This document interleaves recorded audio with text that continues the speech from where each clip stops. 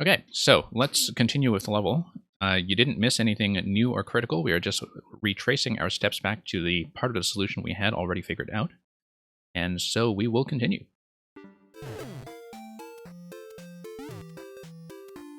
Yeah, I'm glad I caught that quickly. Sometimes it takes a moment for me to notice that a disconnection on that scale happens. But we got through here with the Super Ball. We want to take out the Spiny before we do anything else. Let's kind of get that deflection correctly. Yeah, there we go. Yeah, because now we want the Fire Flower, because then we can make our way through. Let's get the Pokey down 2 spots, because that will spawn the flower.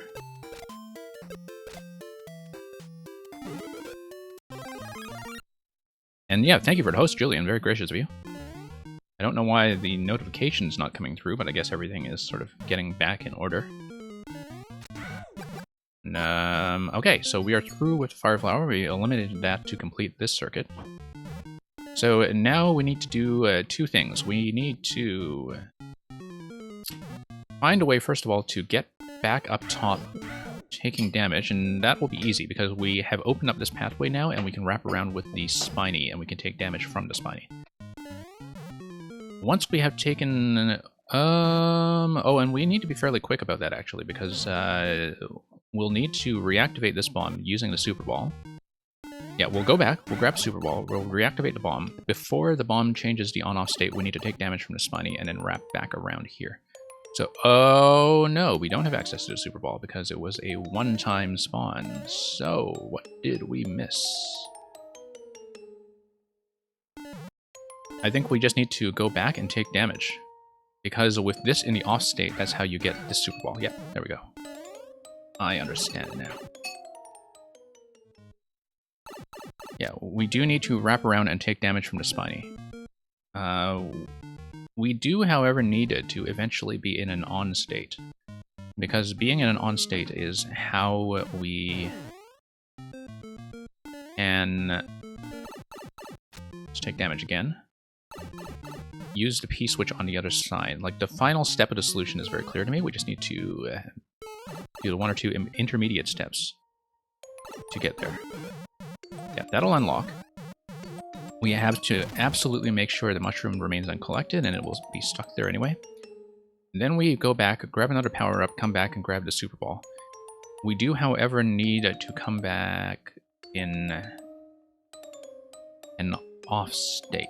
So how do we grab the remaining Super Ball? That's a question.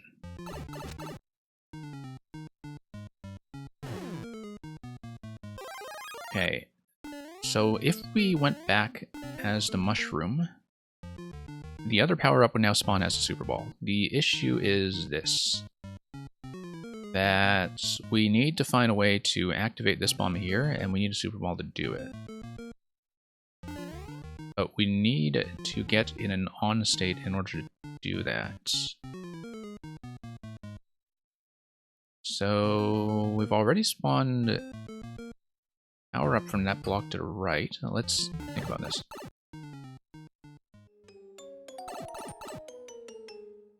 Oh, I can fire the bomb using the trampoline. Interesting.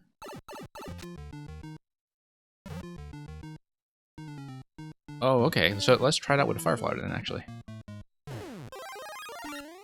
Hey.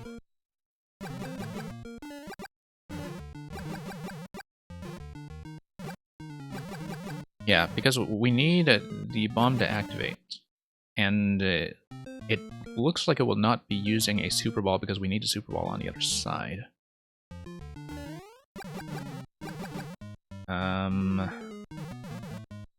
Oh, we need to drop the Icicle.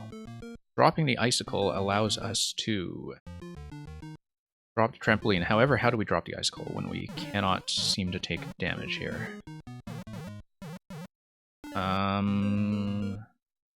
The spring that pushes me. Oh!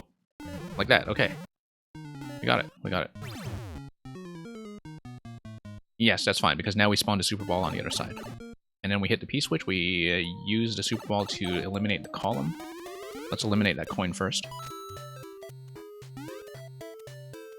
The Super Ball, in fact, is going to be trapped there. If we hit the icicle, we lose the Super Ball. And so we need to trap the Super Ball projectile, then hit the P-switch. And we have to do it very quickly. Not quickly enough, probably. Okay, let's do this again. Oh. Here we go. And, oh, no. We needed to hit the other POW. However. Oh, and we can't just... Okay. The flag is under the second muncher. We just didn't think about the fact that we would need to hit both POWs. I think we're dead. And we're down to 50 seconds anyway, so let's... We messed that up. We messed it up big time, because now both the munchers respawn, and then everything's just gone to pot. Okay. Oh, I can shoot the P-switch. Right. I actually didn't think about activating the P-switch with a Super Ball at all. We're clearly dead, so let's just redo this once more. This will be the last time. For sure. Unless we mess something up spectacularly. Okay. We have effectively solved this, though. I just totally forgot that the Super Ball would hit the P-switch, even though I do know that from experience. Yeah. Okay. Fireflower. Said Fireflower. Okay.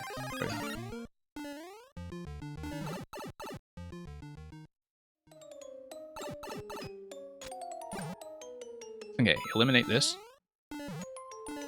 Wrap back around, grab the Super Ball.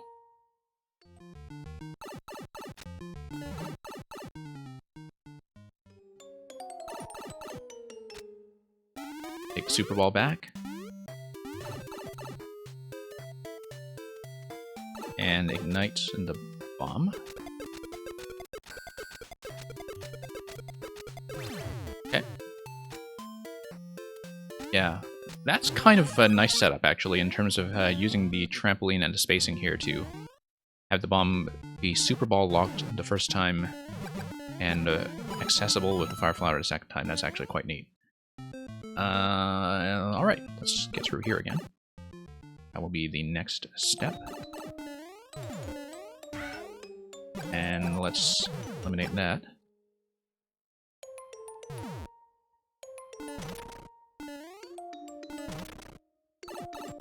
Okay, good. The timing was nearly completely blown there. That would have been terrible. There we go. And the second one. Drop the flower.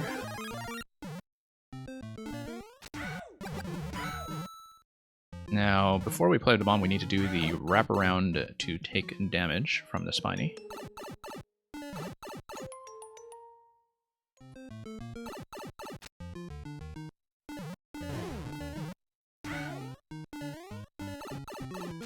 And one more point of damage.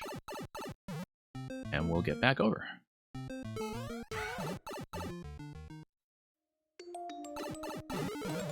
Okay, bomb is going to take out that spot. That does precisely what we need. Let's reobtain the power of fire.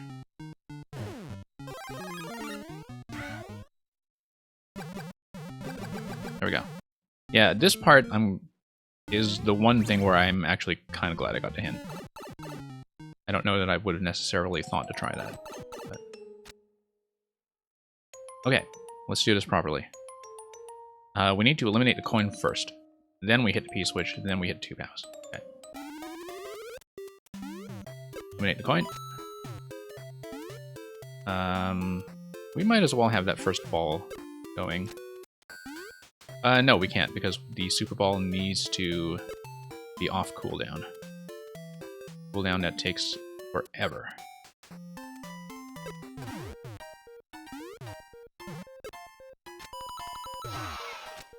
And then double bounce. There we go. Alright, thank you, Alex, and thank you everybody who has patiently waited in queue and survived the disconnection.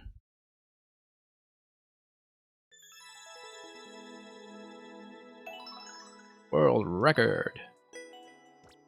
Pretty easily beatable, though, now that you've all seen the solution revealed.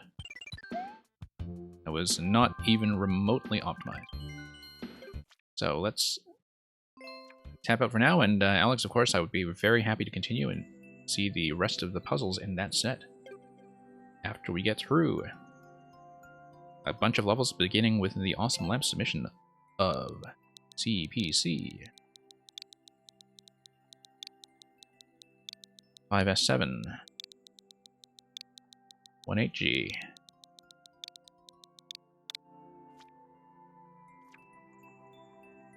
And thank you for all the GGs. We'll take a look at Spike Ball Safari, and here you see the spike ball in its natural habitat. Let's see what kind of nature documentary about the spike ball lies in store.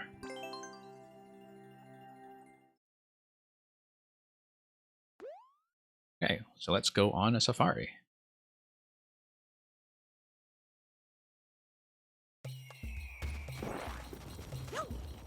Okay, so the spike ball, here in its native desert environment, resembles the species in the armadillo family, as you can see. Although they differ somewhat in their levels of sentience and perhaps even their diet. Let's see if we can move over this platform.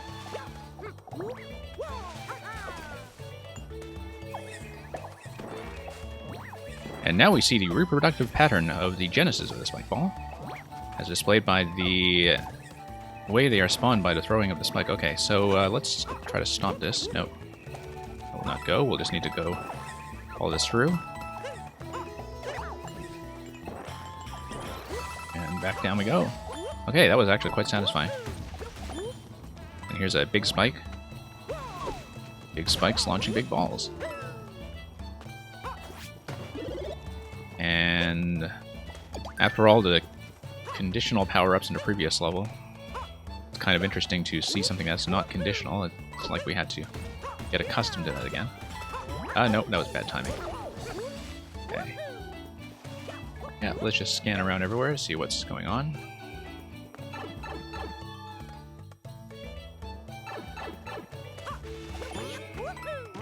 And up top we go. Yeah, of course we're going for it. Checkpoint. And of course we're going for that too. That'll be comparatively sloppy. We'll maintain a fairly stable position on top of the twisters. We'll just spin our way over. Now, given that we can in fact move up to the next level off the tree, I'm just going to throw this. Wait. We can make the distance, I just shied away from that. Let's see if that's going to be useful for anything. I mean, I guess if some of these are secret entry pipes, I don't really think I should try them, though. Oh. Yeah, we'll check the tree. Why not?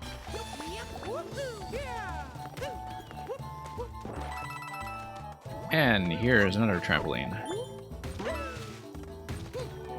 And let's get some of these out of the way. Whoops, easier said than done. Let's get rid of him first. Can we make our way over? Yes, we can, but I should not pull back. You know what? Let's just do it the easier way. Oops. Oh, you know what? Ultimately, we actually wanted... I was staring at this 50 coin the whole time. Or rather, not paying attention to this 50 coin the whole time. We could have just rolled the spike balls back down to obtain it. We missed our chance. Okay.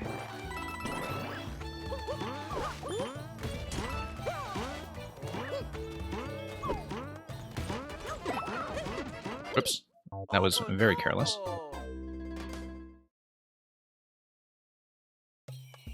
Alright, let's go for the mushroom on the left side again. Certainly feels like we could use it. And okay, that's just a coin, we know that.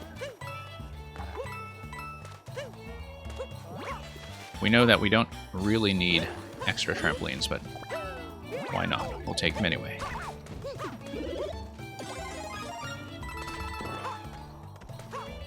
You'd never know when something might come in handy. Alright, let's actually try to grab the 50 coin this time. I mean, it's just a matter of letting that roll down the slope, I'm sure. Let's get the trampoline out of the way. Hold this guy back down. And here we are. Whoops. That was not well played. And we despawn one of the trampolines, which is unfortunate.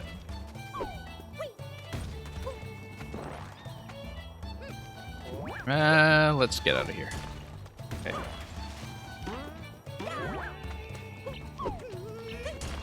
Right under.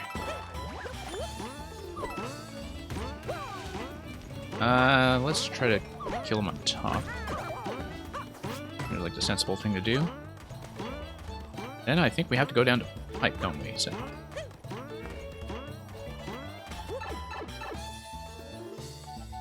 Let's go ahead and do that, and it looks like spike balls will come and destroy everything. Doesn't matter too much because we are going to get the flag on time before the timed beat block drops the blaster. Okay, so that's kind of a nice flag setup in terms of giving you the true ending if you're quick. So thank you for Spike Ball Safari. Also for all the GGs.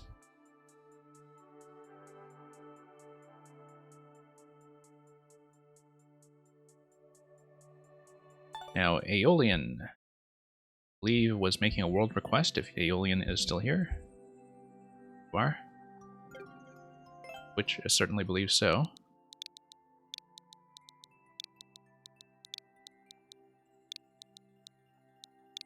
But just to confirm, this was your maker code with a world request, was it not? Just want to check because I'm not sure who actually made it back here after the connectivity incident earlier, although it does look like Aeolian is still listed, so.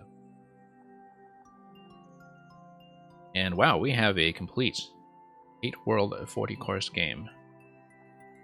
So as per our usual rules, if Aeolian is indeed still here, we will look at World 1, or as much of it as we reasonably can.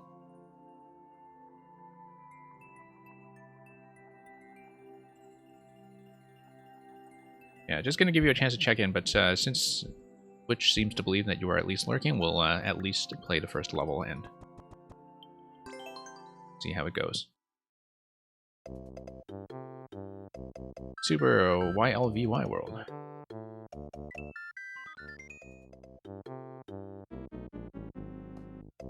Okay, going to start with a bank of 31 lives, and we'll head into 1-1.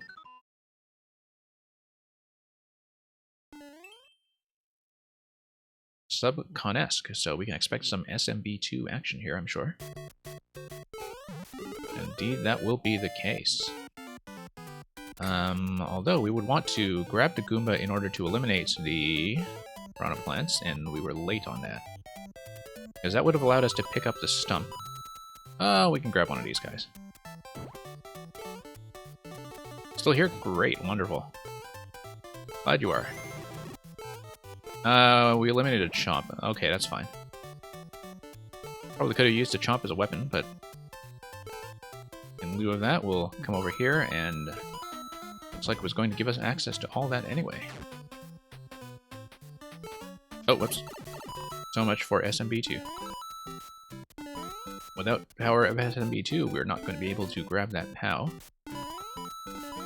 We'll be back into traditional setup where we won't be able to descend through those clouds either, which is too bad. But that's what we get for being incautious. And oh, did that platform just drop straight down? Okay, no. It's back. Okay, checkpoint. But we'll have SMB2, so why don't we check some of that optional content we missed? Yes. Why don't we now check some of that optional content we missed. Get rid of this guy.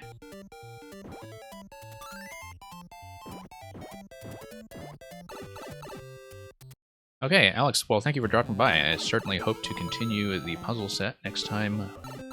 Catch you here. Oh, SMB2 plus Cursed Key. It looks like we'll certainly want to throw this. Interesting, we have no idea what the key is for yet, but if we take it back to the other world, I'm sure we'll find out soon enough. Of course, now we'll have to do with Phanto chasing us everywhere. Wearing his mask. Or really, he is only a mask, so it's actually not a case of wearing anything at all. Got a chomp down there, got some platforms down there. It's probably worth checking. Ah, here's the key door. Right, because it works just like SMB2 in that we'll have subcon access in the main world. Let's plug that in, grab the 1-up, and then, more importantly, we have rid ourselves of the mask. And let's head down here in the meantime, just to check. Really do love the spaciousness and the verticality of this level. Really taking fullest advantage of the feel of SMB2. And, okay. Nearly bumped our head into that stack. That would have been quite unfortunate, but here we are with the 50 coin.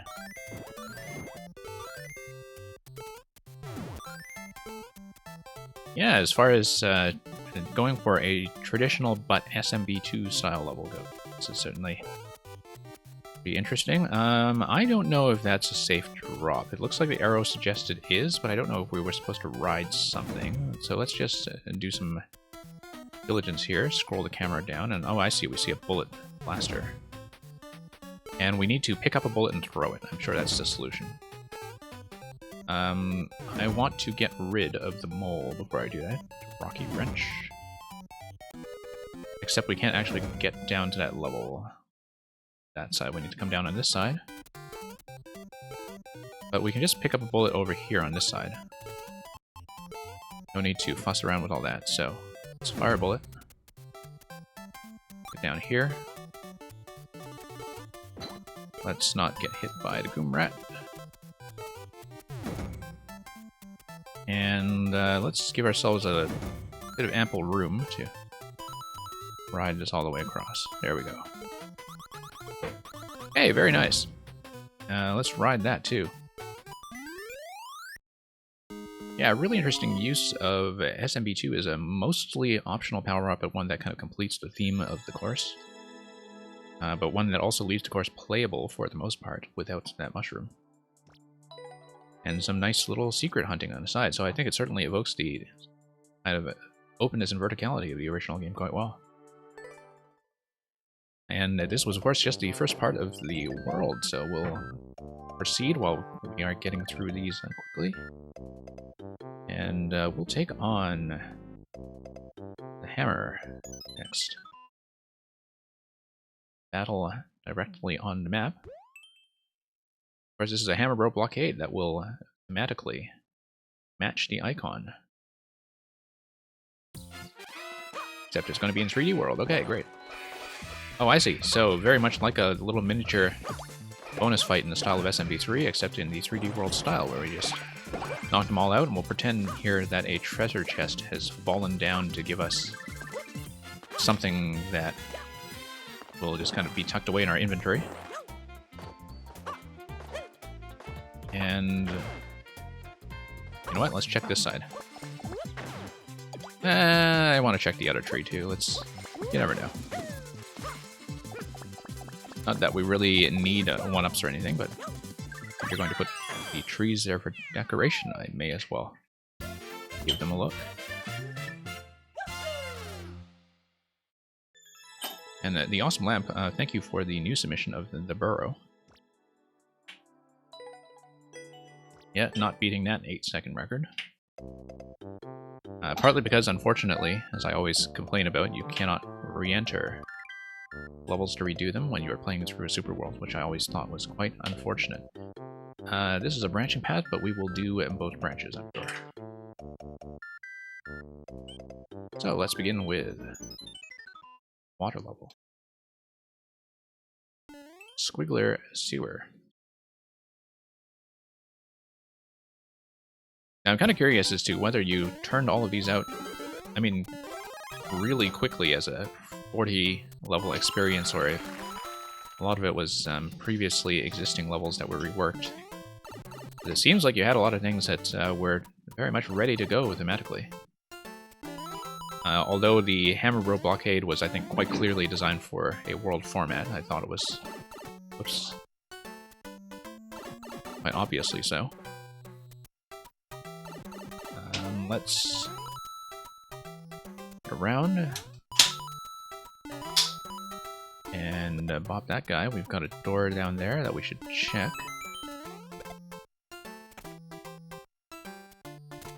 And yeah, that's just going to be a 10 coin. Get our way down there.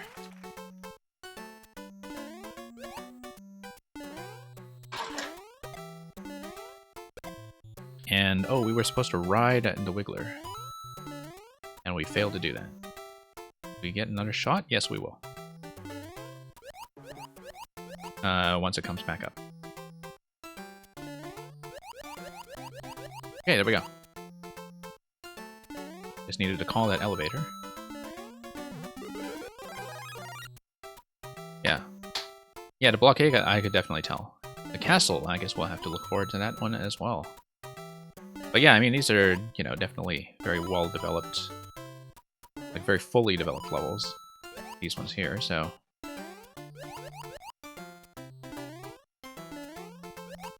I mean, I know some people do work very quickly when it comes to the full world experiences, but at the same time, I'm always impressed by how they manage to do that. Okay, so we don't want to get trapped up there, although we could have bounced safely on top. And, however, grab the 10 coin. And then work our way back down when the Wiggler would like to give us room. Now, I do see the exit pipe up top section. Which is kind of interesting. Sure, let's get in here. It looks like that just ejects you back out, which is neat because spatially it sort of matches the idea of this being the plumbing beneath the ground, which we entered at the beginning of the level. You enter an interior and manage all of that sewage, and you kind of pop back out, right? So, always like that about the SMB3 pipe layouts that, of course, inspired a lot of levels like this one, where, you know, in SMB3 you can really tell how much attention was put towards making the different sections of pipe levels have a coherent geography, so I definitely noticed the effort to recreate some of that here. Oops. Hey, B-Boy, welcome back. Hope you've been doing well. I hope you've been having fun streaming as well.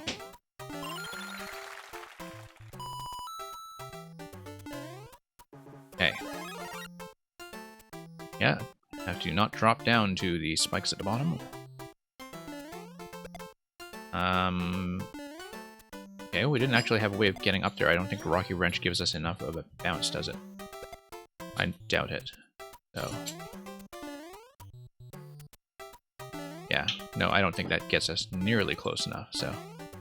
Maybe there was a Tanuki suit somewhere around here. Unless this was something revised with the frog suit, but as you said, as a pre-existing level, I'm not expecting that.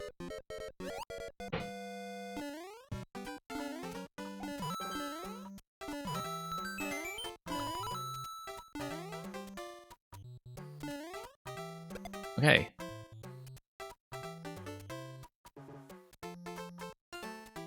Yeah, so there's a whole top segment that we just haven't seen. No, that was a bad idea. I made that decision far too late. I was thinking, oh, let's check the left side, and then I just decided that at the last moment. So much for a one-shot. We didn't actually check the bottom right here, but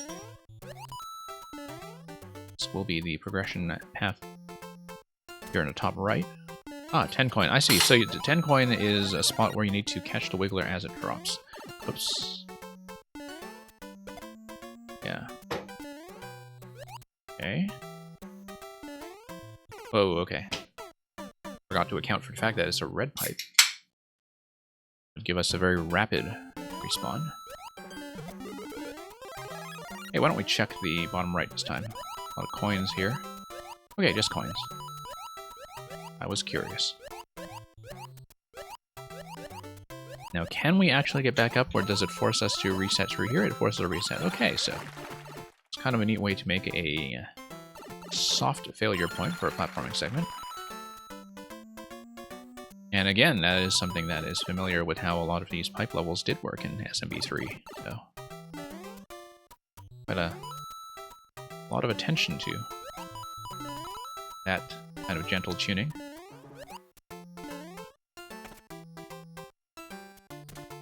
Oh, made the decision too late to go for that 10 coin on the right side.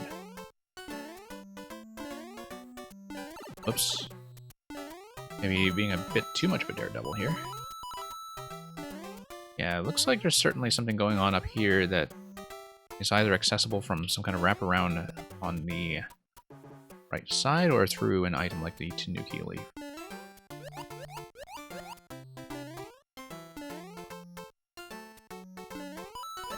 Okay, there's a lot we didn't see on top segment, unless that was just the other part of the level that was built.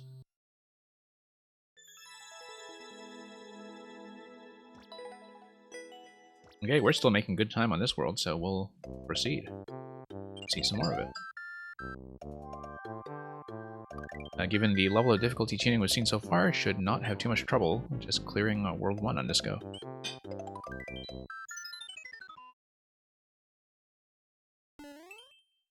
So here's a Beanstalk Ascent.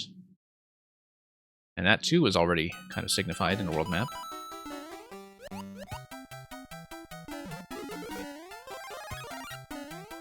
And yeah, of course we are going to check that question block.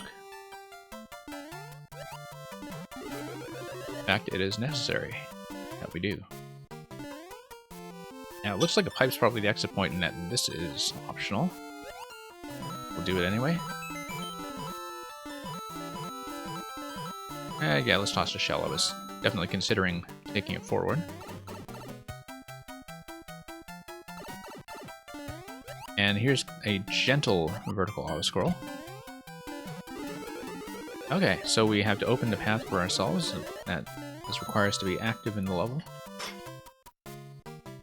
And we see some semi-solids that are traversable on this side. This is something optional to do while we are scrolling up, and that's actually a nice thing to have whenever you do have an auto-scroll that the player is likely to outpace, just to put some optional content on the sides to keep it interesting. So. There we go. We will need to hit that. Pop it like that, set it down.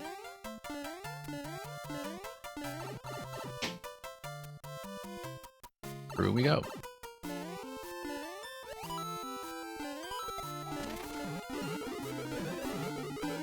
Okay, there we are.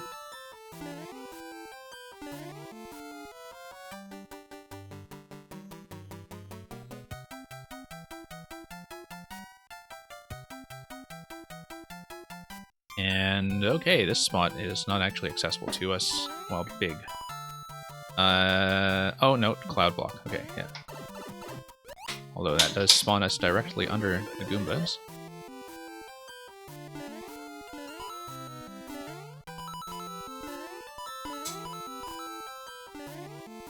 Okay, Chomp coming in a little bit off screen, but we'll work our way around that. Probably should have spawned some more of those while we had in time. We'll just make our way safely through this circuit.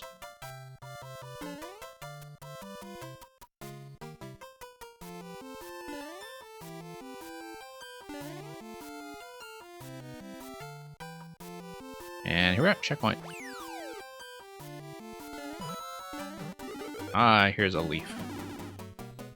What a relief. Now, we probably can take flight here. We have plenty of room to do so.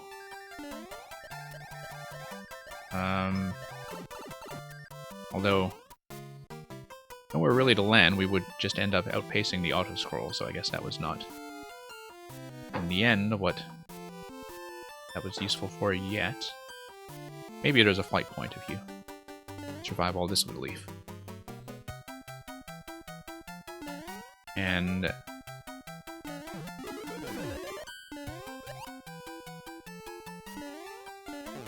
okay, let's try to take a look at that 50 coin. Whoops.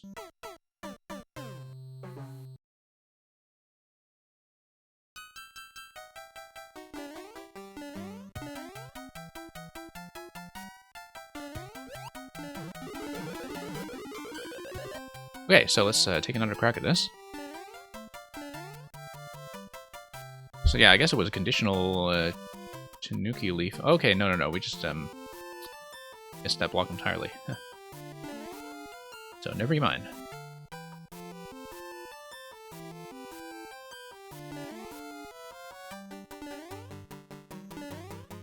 Okay, back up we go to the Chomp segment. And do the Thwomp segment.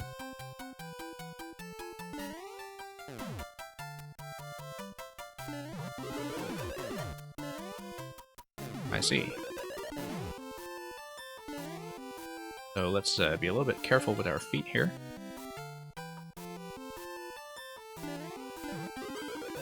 Aha.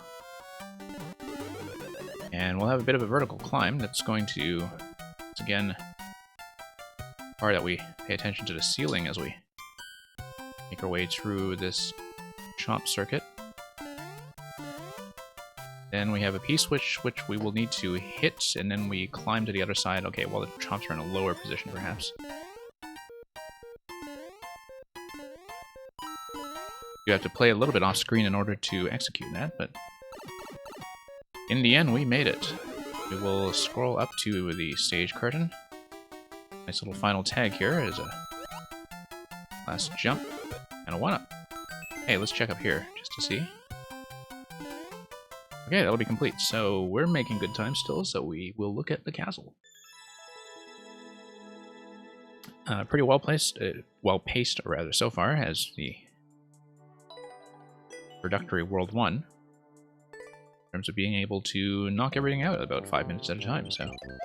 let's do some of the mini-games while we're at it. Not that we need the lives now, but we might need to bank them up for later in the world experience, because I do, in fact, like to observe game overs when it is reasonable to do so. So let's pop that. We are quite stereotypically terrible at this.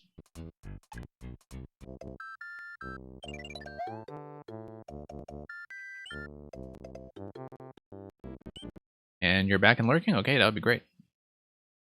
Yeah, let's pop some of the other bonus rooms as well. Oh, for some reason I thought you were limited to 2 a world. Oh, no, that's just pipe pieces for the pipe connection. Now, I've never actually beaten this cleanly. I've beaten this with 2 hits. But never better than that. Oh, game audio is dead. Okay, 1 second. 1 moment. Let's do the minigame first, and I'll... It's too bad the game audio is dead, because I was about to comment on the audio for the baseball minigame, as some of you have known me to do. Let me just give it a bit of fix. I don't know when it cut out.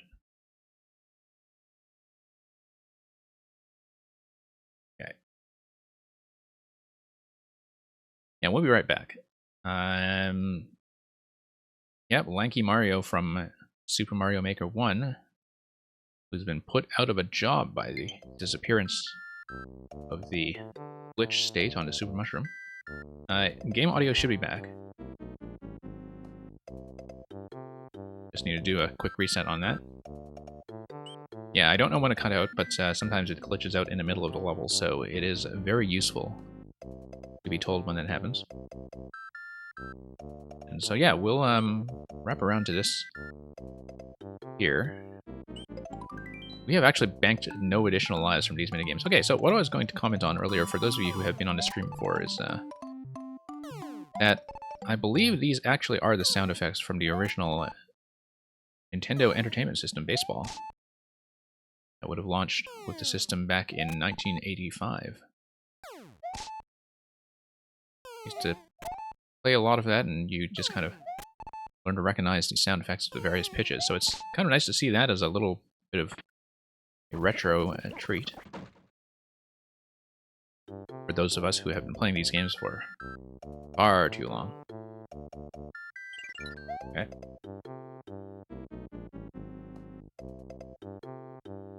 Okay, we'll wrap up with the castle, and then we will move on further in the queue. So the castles were apparently newly made, as we can tell by the inclusion of the Koopalings. Beginning with Roy's Ragtag Regiment. So actually, kind of a peaceful jungle setting for the castle so far. I'm sure Roy has disturbed that considerably. Alright. Now, Roy's regiment is mostly just consisting of Goombas and Koopas armed with cannons. Newly supplied with their armaments. Feel like we went a little bit too fast on the... Okay. Okay, we outpaced it slightly. That's maybe a bit of an issue because I didn't expect that custom scroll would kind of prescribe a pace for me like that. So that was maybe a little bit weird, but it's just a matter of tuning, I think, that, you know, when you play enough Mario Maker, one gets into the habit of accommodating players who are always in a rush and hugging the edge of the auto-scroll screen, and so I think the timing there kind of caught me by surprise. Because it looks like you're not supposed to enter until a certain point, and then the camera comes up. And I think I just kind of desynchronized that. That's just a minor thing, simply because, you know, with the custom scroll, it's very difficult to tell when something will lurch at you suddenly. Looking at the bonsai bills here actually makes me think of how rarely I see bonsai bills in the new soup style. Because like I have not seen that artwork often. Yeah, and you see there with the kind of lurch on the custom scroll again. That's always a bit of a surprise twice now. Oh, okay, are you staring at a screen and trying to make a new level? Are you doing something new from scratch? Is that the thing you do? Because I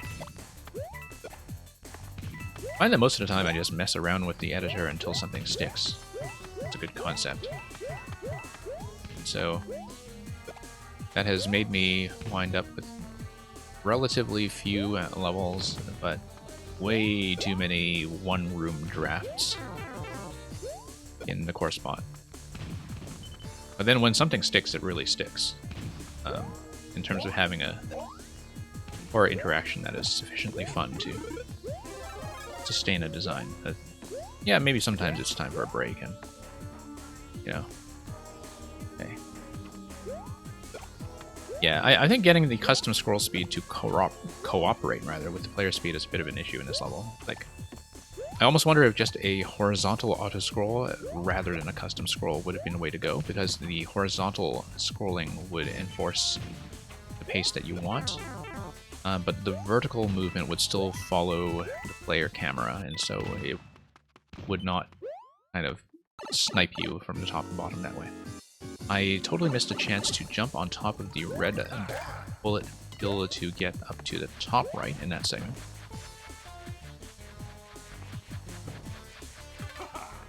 Okay. Oh, whoops. Gonna get Roy in his peeking out of the floor phase.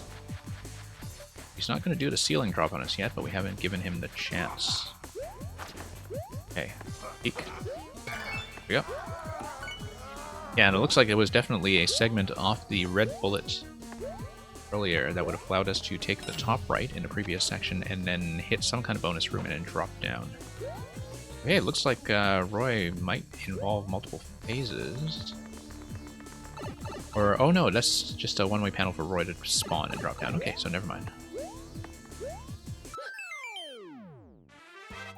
Okay, so thank you, Aeolian, for World 1 of your experience.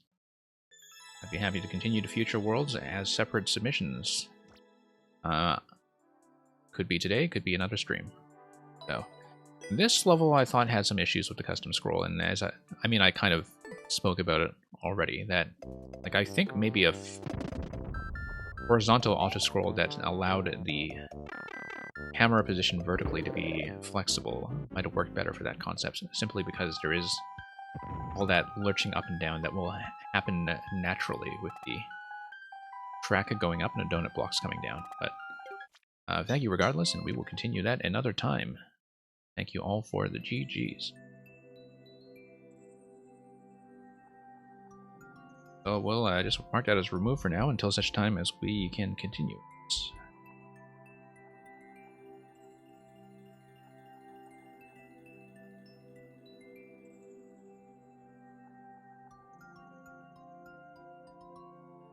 Okay, Narwhal.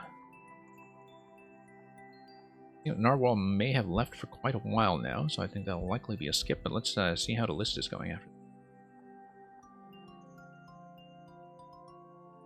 Yeah, I've been off Splatoon for far too long. I played it very actively in the first few months after it launched, back in 2017. And just went back mainly for Splatfest, but haven't really played the ranked modes in a long time. Arden Rosander, thank you for the follow.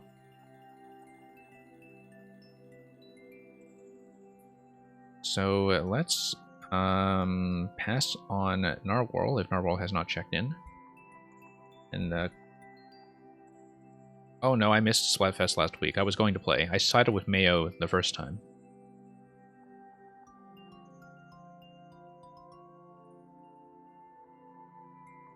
But yeah, it's been a long time since I've actually touched it. But I got up to, I think, at least A- in all of the ranked modes back when I was playing it seriously. Octo Expansion, I love Octo Expansion.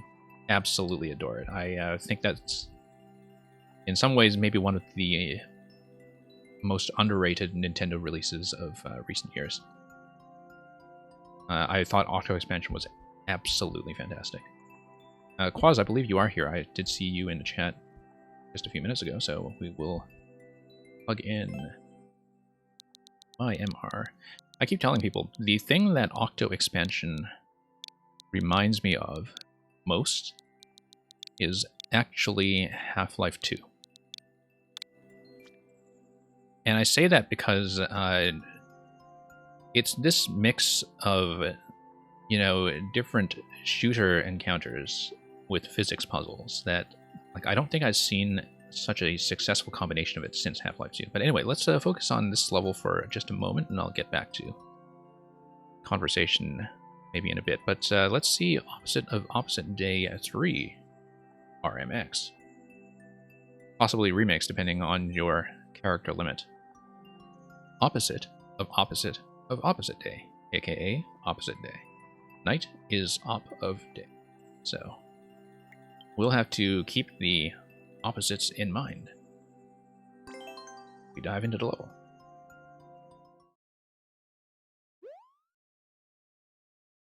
S+ in rank modes.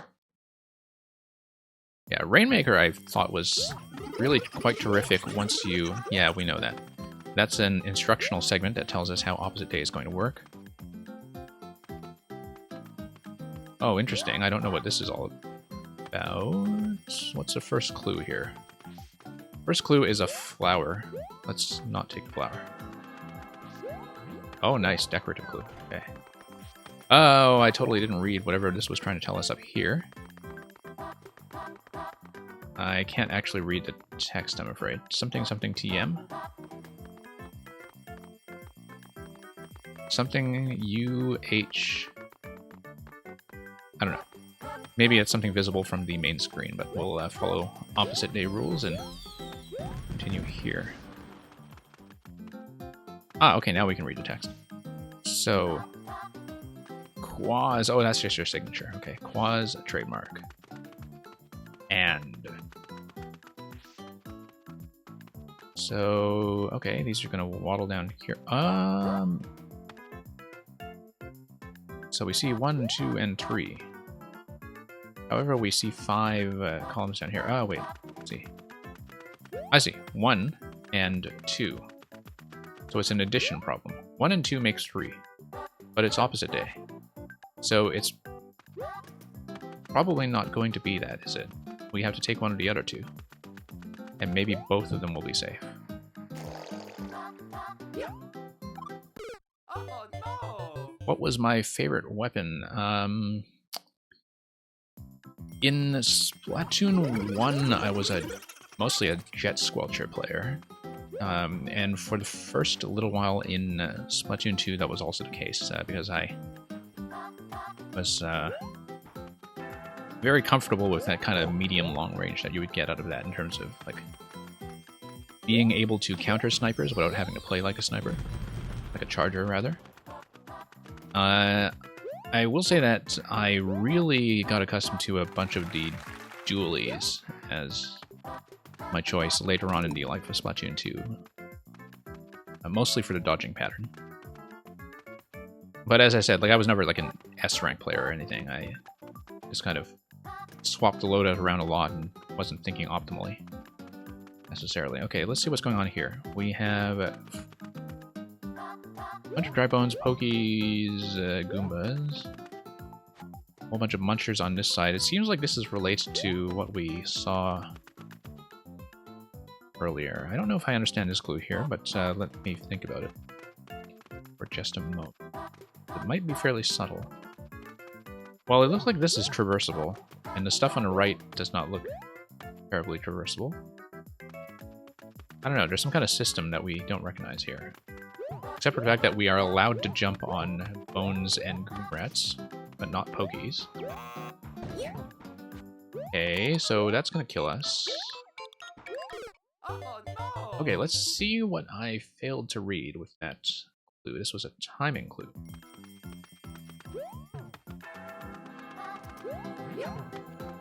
Okay, so we see that whole segment to the right. See this. Yeah. I'm still not really sure about this because like you tell me 1 and 2. And 1 and 2 do make 3, but it's opposite day, right? So I would have thought that like these two would have been good and a third one would not. We do, however, see a parallel between this segment and the later one. A timing clue. Oh, had a few seconds to see a dead flop pass over to correctly. Interesting. Yeah, I guess we're not paying close enough attention. I see, I see.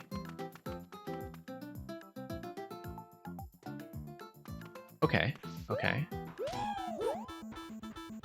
Yeah, I was just thinking of that as a switch activation, didn't actually think of that as an important visual cue, and I suppose we should have. Okay. This will obviously be this type here. Axeman, welcome, and thank you for bringing along your party of 6. Let me just pause for a moment to give you a shout-out.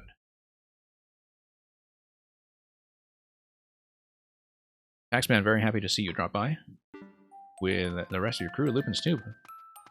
Welcome as well. Thank you for Zozo Slam Shuffle. It's been, I warn you, probably about 20 years since I last played Final Fantasy VI, so I hope I recognize the music track. I did know, or at least used to know, music in that game quite well, but it has been some time. That was wrong. Oh, because it's night. Yeah, we forgot that it's nighttime.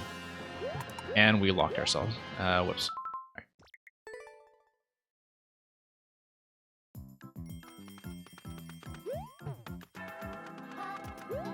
Yeah. Okay. Completely forgot to adjust for nighttime. So let's take it through here again. Still not sure about that 1 and 2, like, because it looked like we did the correct solution rather than the incorrect solution like we should have, right? So, still not sure what you're trying to communicate there. But, oops.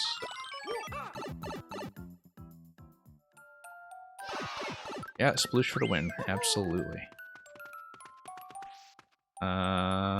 Okay.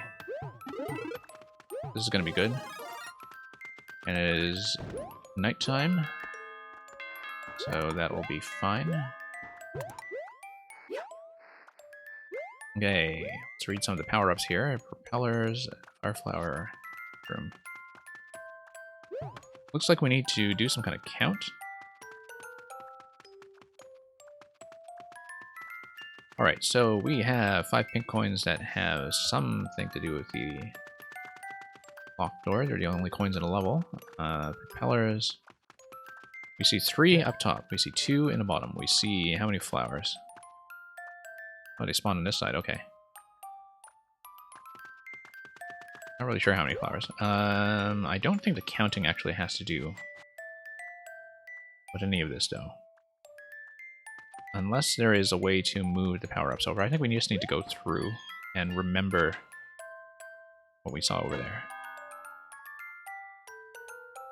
I don't know how you would go about getting the key door anyway. I think that's just a massive red herring. Whoops. We completely blew this, didn't we? Shouldn't have knocked everything out. 4 stars. Hey, Progan, welcome. Okay, we completely blew this, I think. We knocked out all of the bricks that we could have used to actually get to the top level, unless there is something I'm missing. So I believe I may have locked myself once again. Unless there's something that I've simply misunderstood. So. But yeah, that, I mean, clearly that was just sort of an execution mistake on my part. I did not mean to do that. But it does seem a little bit odd to have a few things like that that are irreversible. Oh, whoops. I was not paying attention. Hang on. And GooTuber? Yeah, GooTuber, I always quite liked, well, both the name and look, actually. I mean, I was never quite good with the charger weapons in a very competitive context. I played the rollers much more often in Splatoon 1, but because in Splatoon 2 I was mostly playing with Joy-Cons held separately, I found that they were fantastic for a lot of the pistol weapons and terrible for the rollers, and so I just played far fewer rollers in a new game. And I think rollers generally got kind of nerfed anyway, like relative to the first game. Like, they didn't seem like you would get quite as much bang for your buck. But yeah, always a great deal of respect for people who could play charger weapons well. And be very snappy about camping in every location.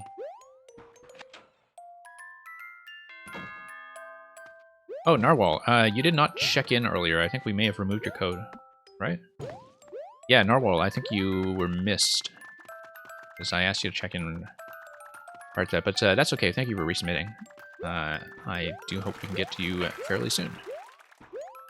Yeah, I know a couple of people got lost in the disconnection earlier, and so that was the issue. And that's unfortunate, but... Okay, so we got 3 and 2 over here. Let's just not follow the arrow, because it's opposite day. And... you gotta apply some troll logic here, I think, and come up here for some reason. There we go.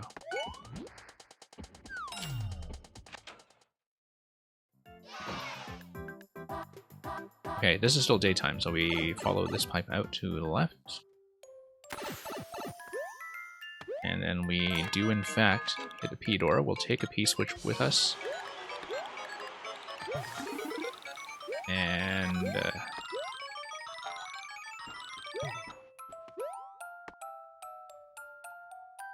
okay, so... blocks and coins. Yes, to the blocks, right? Yeah, THX, okay.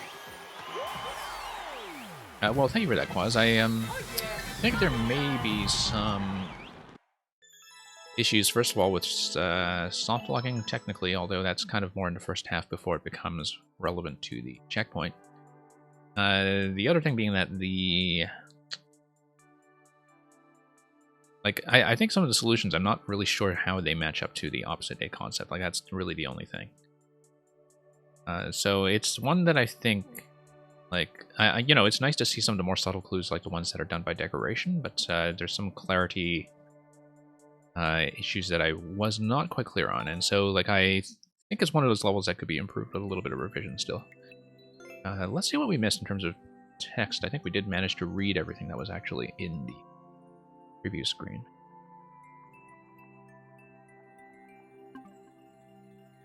Okay, real Beach Inn, thank you for letting me know about that.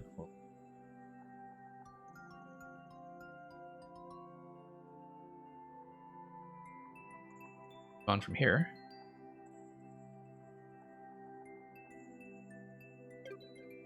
Yeah, okay, you were saying that I should start off your world. Okay, normal world rules will apply. We'll see a maximum of world 1. We'll see a minimum of 1 level, and we'll see how we're doing for time as we go. Yeah, Electric Dude, like, I'm not sure what your opinion is on the scope chargers. I found the scope chargers very satisfying to use, even as somebody who was bad at them, but found that a whole skill set of kind of maintaining charge in Splatoon 2 was a little bit beyond me when it came to the more competitive modes.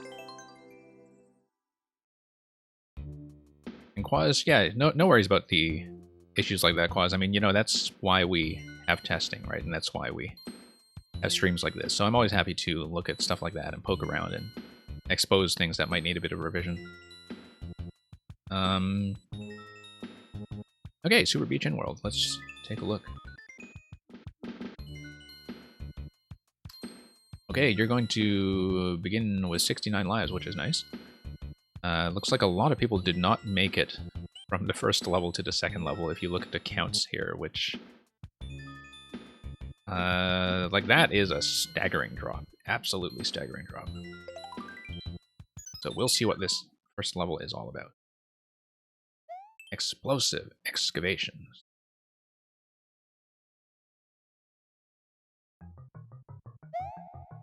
No, spin jump. And yeah, we know how to do this.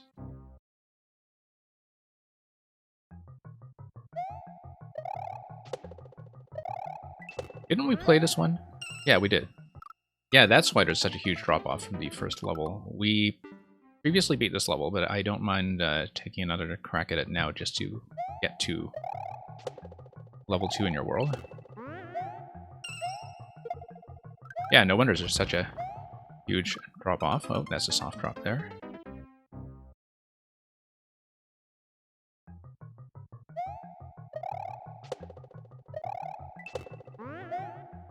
You know, I don't think I ever actually cleared Octo Expansion to 100% now that I think about it. I was like 2 levels short of that. I'd done almost everything, and obviously 2 levels short plus the secret super boss at the end, which I do know about. But it was the one defense mission where you kind of select your super and have to defend the point. Like, that one, I just could not handle in the end. So. Okay. No. Messed that up. Yeah, Girl Power Station, that's the one. Girl Power Station, and I think one of the hard mode bosses, probably the Samurai, where you have to beat it with a roller. I don't think I actually gave that one that many attempts, though. I think it was mainly just Girl Power Station that it was completely stuck on.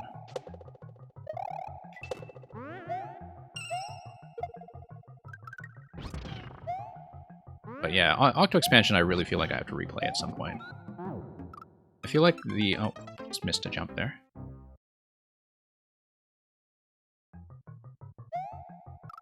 Oops.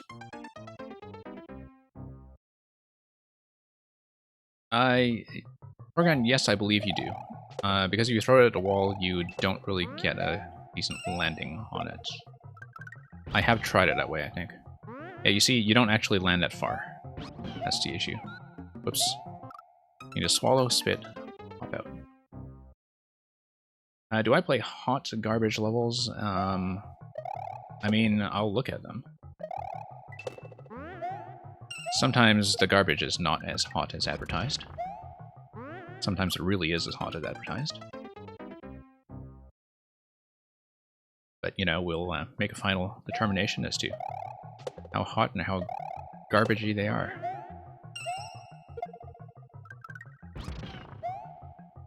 And you know what I actually loved about Octo Expansion was also just the Metro map structure. Like, as far as a world map structure goes, I think that's one of the more interesting ones I've seen.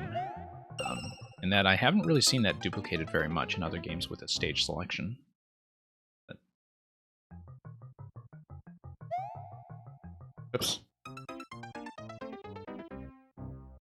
It is hot garbage. Okay, interesting.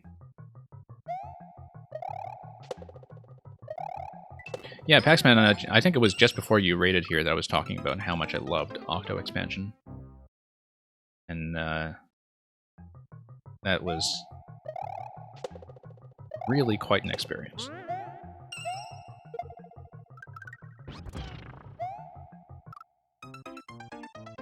And also the boss of the original game. I actually found the boss of the original Splatoon 2 campaign to be a letdown in comparison, because you know, in Splatoon 1 it's a fairly small, compact single-player experience, but the final boss is basically half the experience, and it's probably one of the most mechanically complete bosses I can think of from Nintendo in terms of their kind of design.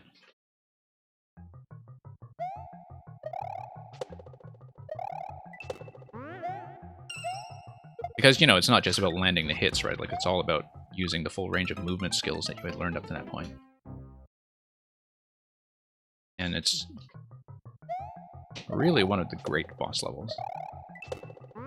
Not too bad that's locked on Wii U, actually, because the kind of boss fight that people should study if they want to build good multi-phase boss fights. Okay. Here we go. Let's not flub the shell jump. We flubbed the shell jump. Okay.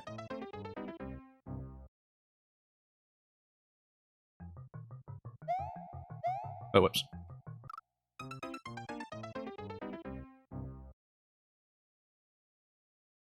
Yeah, Splatoon 2 final boss, it does that thing that Zelda bosses do as well, where, you know, Phase 2 is just you're superpowered and you get to blow everything away. Look, if you want to submit hot garbage, we will, we'll see how garbagey it is. We'll take out the trash.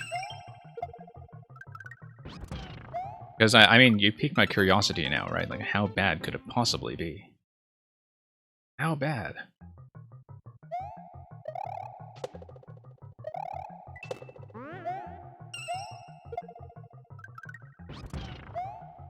Oh, whoops.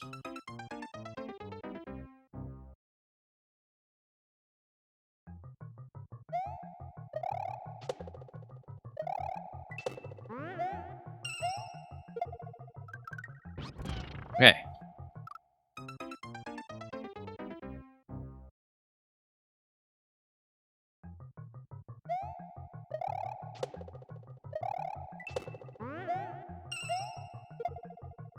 We'll just do this until we get it.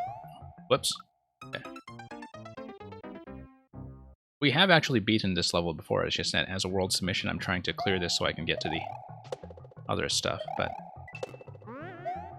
as per world rules, if we hit game over, we will probably suspend it. I just need to make the shell jump. And I remember too that last time I played this level, I actually nailed that first shell jump on the first try. It really comes and goes. Yeah, we're releasing way too early, actually. That's the issue here. Ligeti Split. That is, if you're referring to the classical composer, Ligeti, an extremely clever name. But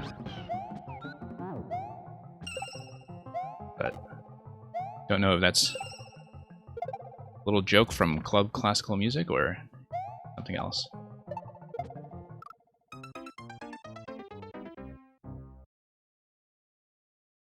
So, thank you for... Oh, Ogner, just saw you come in as well. Thank you for your submission.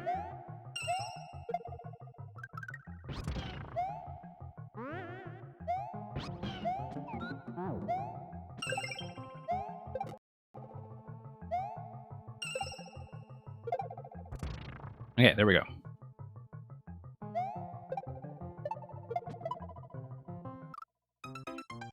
Yeah, it's still a little bit early. We have the right distance on it, at least.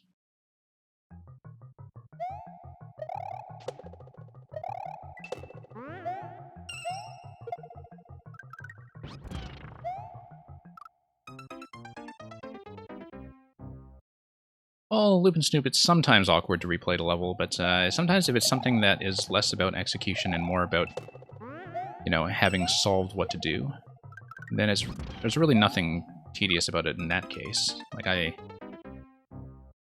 feel like even with a level like this one, you know, I've already previously gotten past some of the uncertainty about what to do about the segment here with the soft drop, which, you know, took me a few attempts to be sure that that was the right approach. So it is a minor time savings. But I'm inconsistent enough when it comes to shell jumps, even clearly indicated ones, that like that is a bit of a sticking point when it comes to repetition, but you can definitely see why, I think just for execution alone, there was a drop-off about 200 players from level 1 to level 2 of this world. But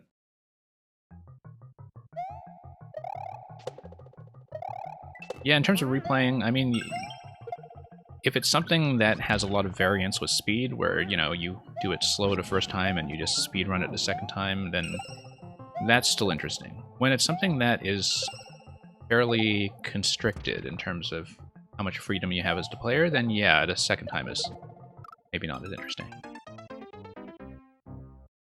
What are my thoughts on a level with just really bad and false indicators? Well, I mean, are you asking with an interest towards like an opposite day concept, like an opposite day Kaizo, where everything is, you know, you mark everything as the wrong direction, or... I generally find, and it depends on the style of level, but I do find that a lot of Mario Maker levels have a tendency to over-indicate.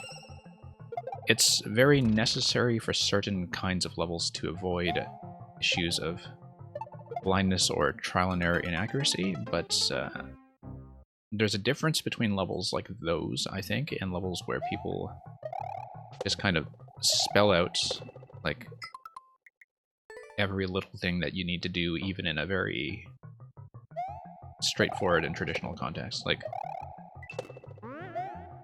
not with this level, but with a lot of other levels, like, I think people using the Z marker for spin jumps everywhere has become a little bit excessive.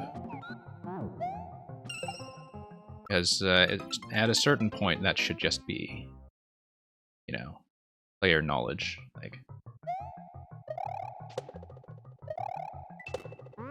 Like, if you've played enough Mario to know what the Z marker means, you've also played enough Mario to know that you have to spin jump to get on top of a thwomp, right? Like, it's that kind of stuff where unless you're going really fast, and unless it feels blind, like, I think people do tend to over-indicate.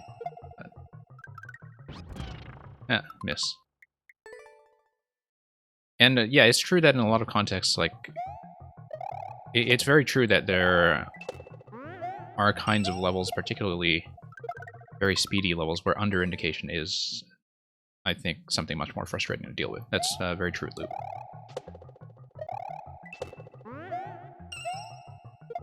But it really depends on a style. Like, you know, the kind of thing that is visually appropriate for a level like this one, where I think the indication is actually just right, on this level. You know, what would be appropriate for a level like this one, or something that has a lot of very speedy, accurate interactions? It's not going to be necessarily appropriate for something gentler or more puzzly.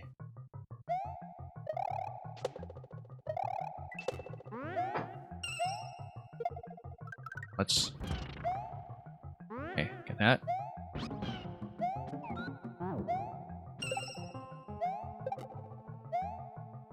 No, forgot the high jump there. Yeah, there is such a thing, I think, even with, not even with track markers, but with things like coin trails, where if you just have too much noise on screen, you can't see anything, right? You don't know what information is relevant.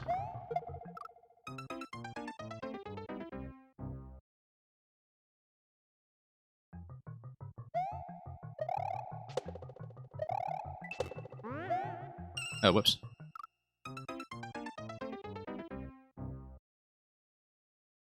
Yeah, we'll hopefully get this down quickly. I mean, I did feel like I had solved it previously, although I don't remember what was in the second half after the shell jump.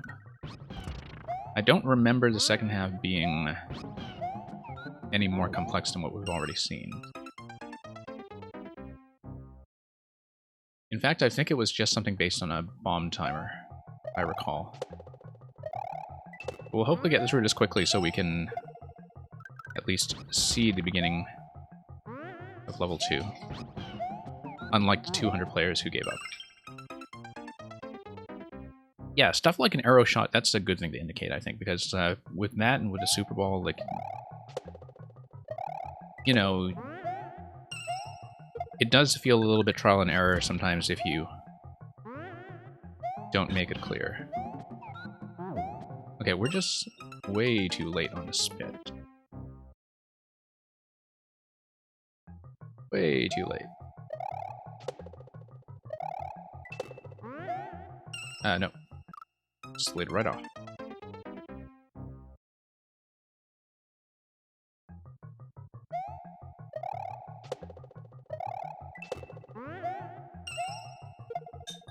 Okay, let's drop that.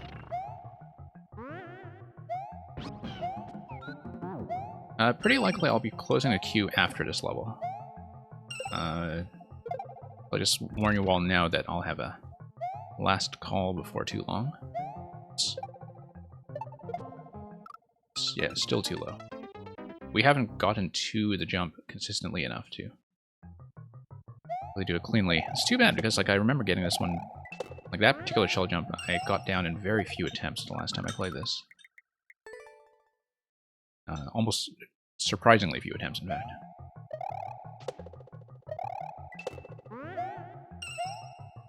Okay.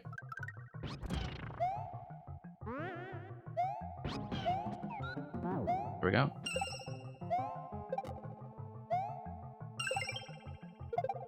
Okay, let's get back here.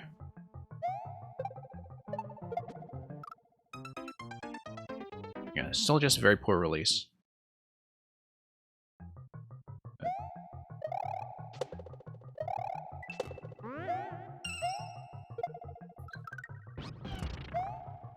This stuff is mostly reliable, at least.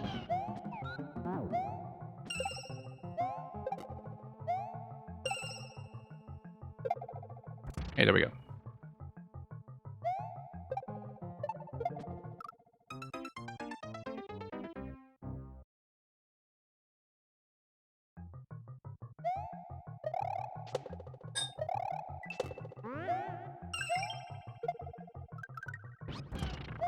Okay.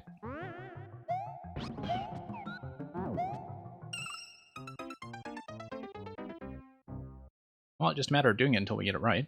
I feel like I have been consistently too early, too low on shell release, but acknowledging that is easier than actually fixing it when the moment has come.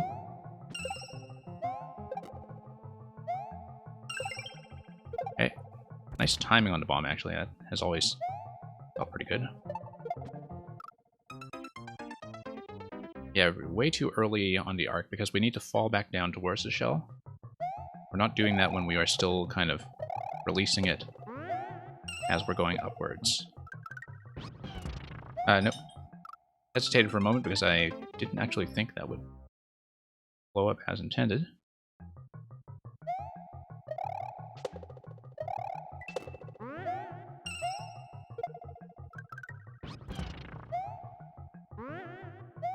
Okay.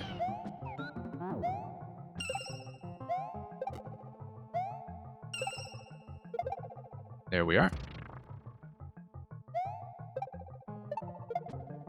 Still way too early. Hey, Big P, welcome back.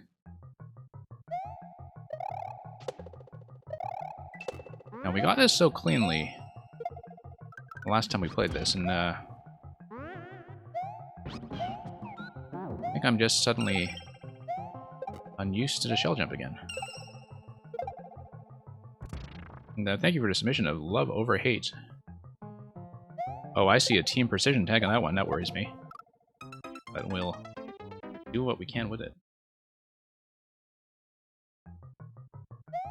Yeah, I'm going to check the sort of online-offline status pretty soon, just to make a determination of how soon we're closing the queue. I don't imagine that we'll be taking very many more submissions after this one, but I'll look that up in a little bit. And yeah, thank you for checking the list.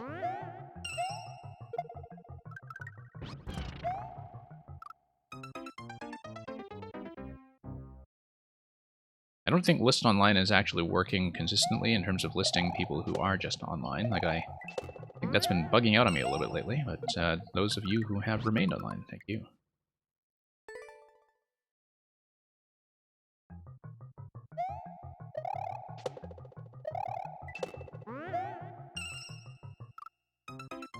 Yeah.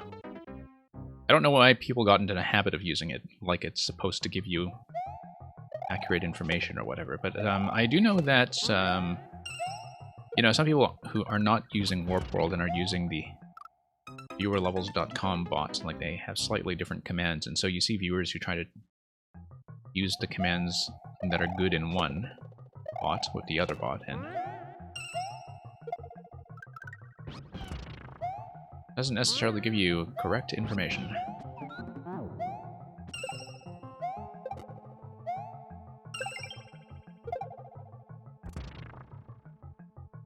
Okay, everyone's here according to Warp World, okay. We really can't spend too long this one then. And I will likely be closing up soon, so I actually have a chance of getting through the rest of the queue in a timely fashion. I do like to keep a commitment to people that I will in fact get through everybody who is here at a time of closing. And it always feels like a bit of a challenge, and somehow I manage to meet it, but way too early. Way too early. Yeah, I know it's easy street after the shell jump. I remember it being easy. That it was just something to do with taking a bomb through a pipe or something. Yeah. I can do shell jumps, I just do them very inconsistently. Like, I have like something like a 10 to 20% hit rate with them, and so even under the best and easiest circumstances, there's going to be a natural amount of retrying. Yeah. Okay.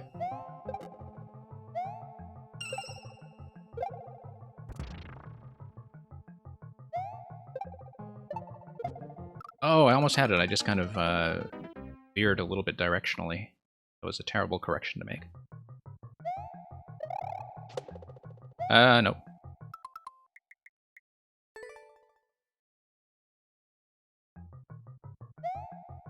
It's okay, Narwhal. I don't mind if people lurk until they're called. They don't need to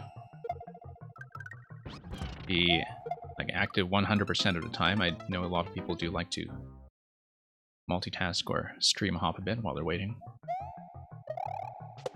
Particularly if you're sick of me failing the shell jump. So. Whoa.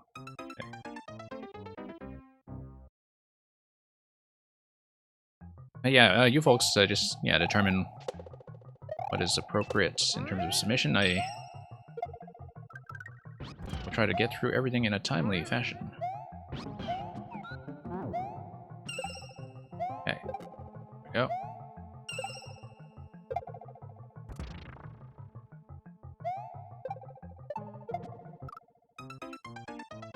Now, as a result of that real beach, and if we beat this level, I will at least kind of take a look at the second one, but I don't think we'll necessarily progress through it. Depending on difficulty, of course. But I was hoping that I would get past the repeated level much faster. And just given the length of the queue, I don't think I can really make a substantial effort at a second one if it's, you know, a similar level.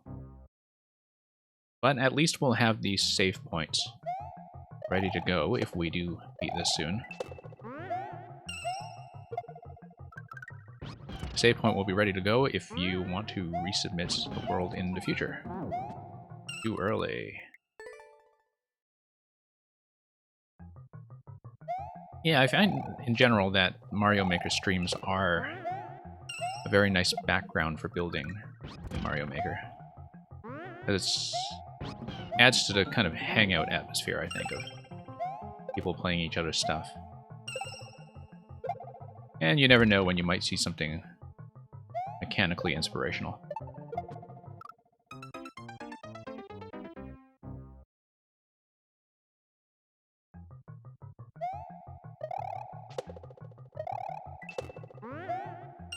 Oops.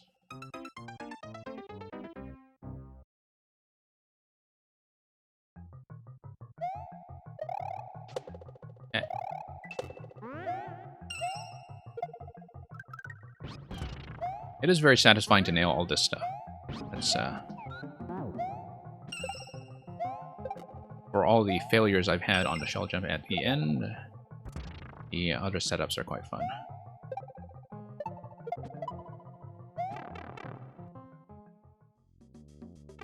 Okay, this is really a bomb escort, I believe. And an up throw, if I recall, yeah.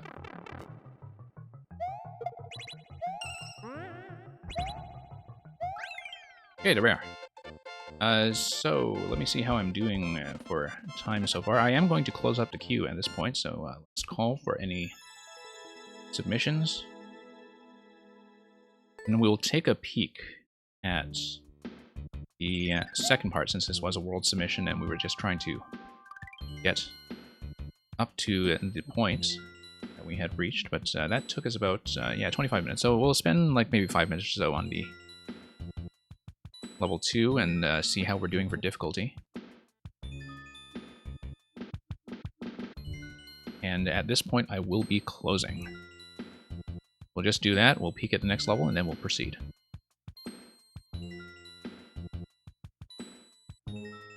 And, oh, this one's quick? Great. So just give me a moment while I edit my stream title to reflect the closure.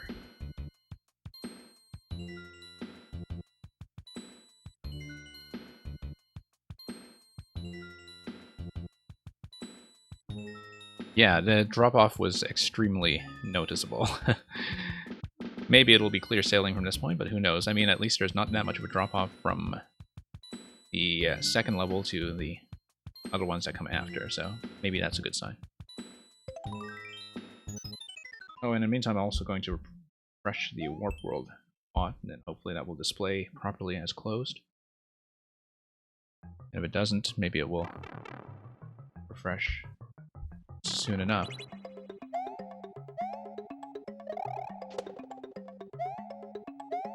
Didn't I play this one too? I think I did, actually.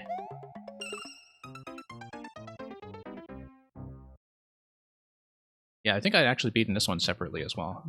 But that's okay, we'll just kind of progress and get to a save point that will hopefully throw some new content. Yeah, I'm pretty sure I have beaten this one as well. That's okay, hopefully we can get it down nice and quickly.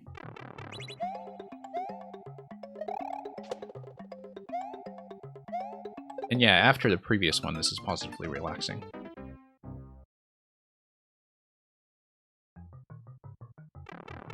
Oh, Narwhal, are you not accumulating points? That's, strange. Don't know what's going on with that. And yeah, I have played this.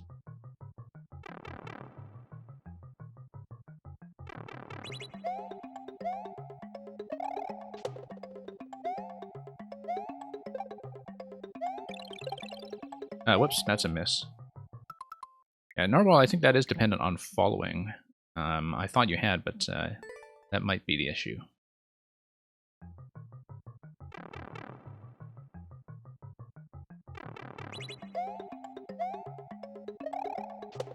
Okay. Nice full jump there.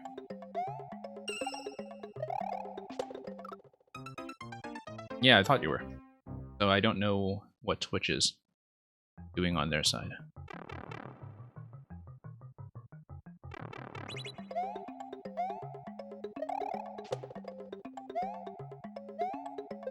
I think Twitch has been making a number of changes recently and possibly breaking along the way.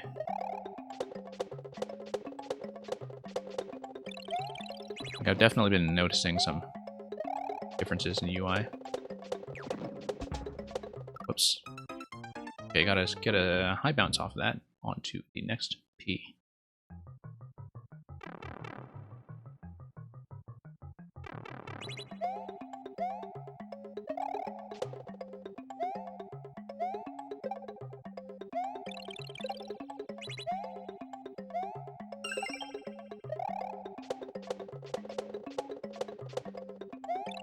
Okay.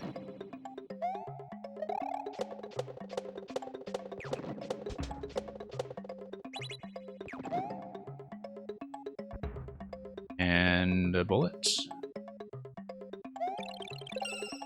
Okay. That was a bit of a momentum issue.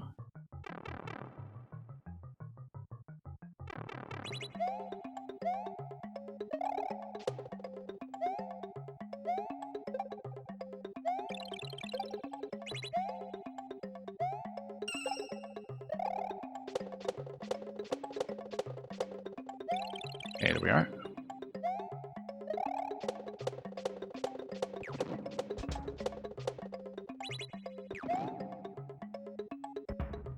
Can't lead the bullet.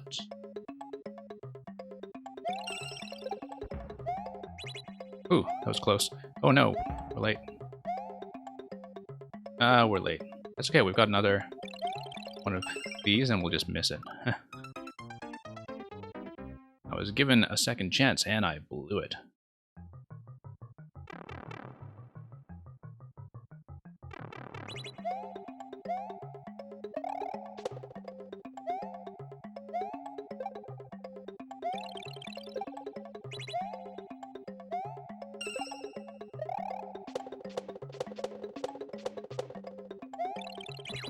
Okay, let's continue.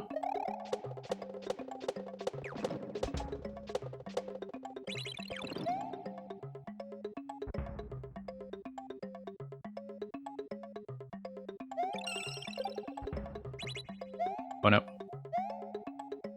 Too much hesitation there, as always.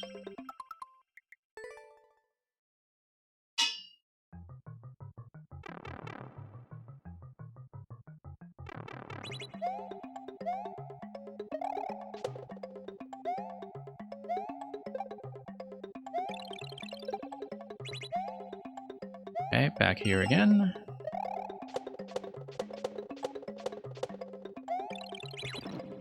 This stuff is working pretty consistently, at least.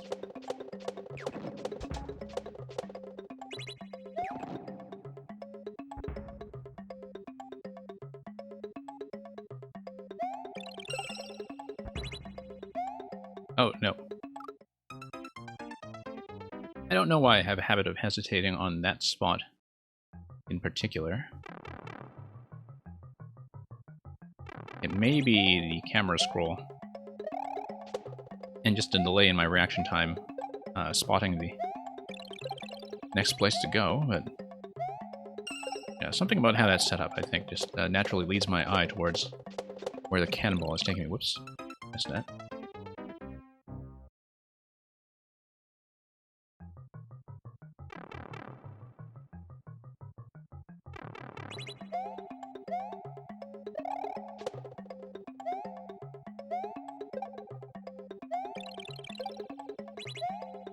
Okay.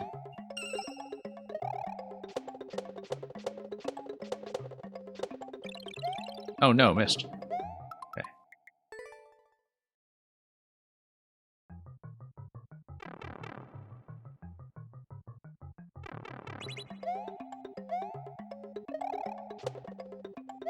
Yeah, all pretty straightforward, just a lot of minor things that can go wrong.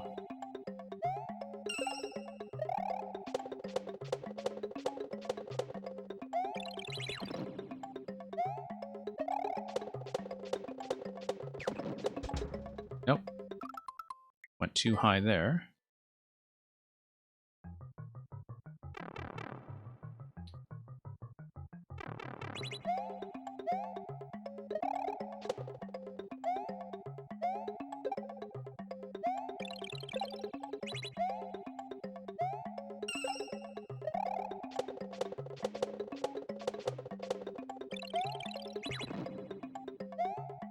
Yeah, if we...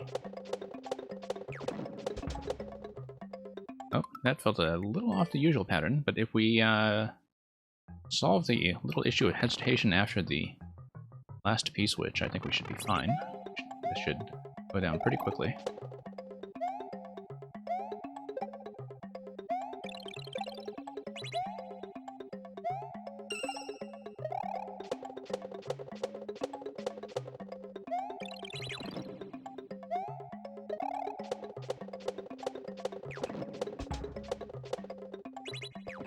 Okay, there we go.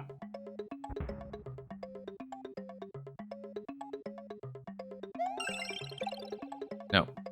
Bad timing.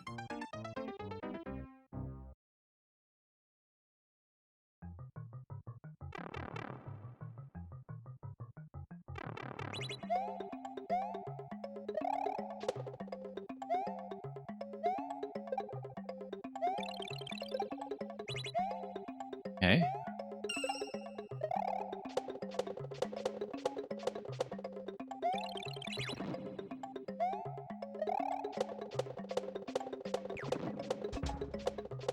There we go.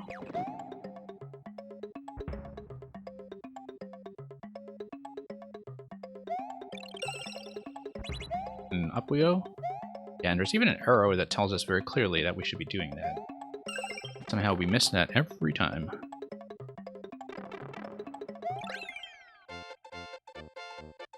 Okay, now since that was also a level we had seen before, I will peek into the third one just to see what it is. I won't actually progress through it. This will be the, technical end of this playthrough.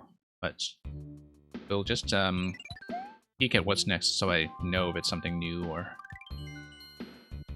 Yeah, it looks like we have actually a non-linear path. So yeah, I'm just going to poke in here for one attempt. Not really going to play it, but thank you for the GGs. Big Boo's bonus house. Oh, it's a bonus house, okay. So something that was probably designed for the world map. And it's going to involve shell jumps, so very likely not something we'll do. Okay. Now we know. That's what awaits us next time when we continue.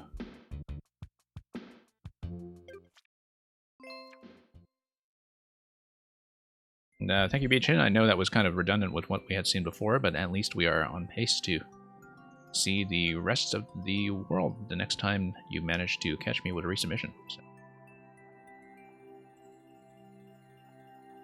Fun.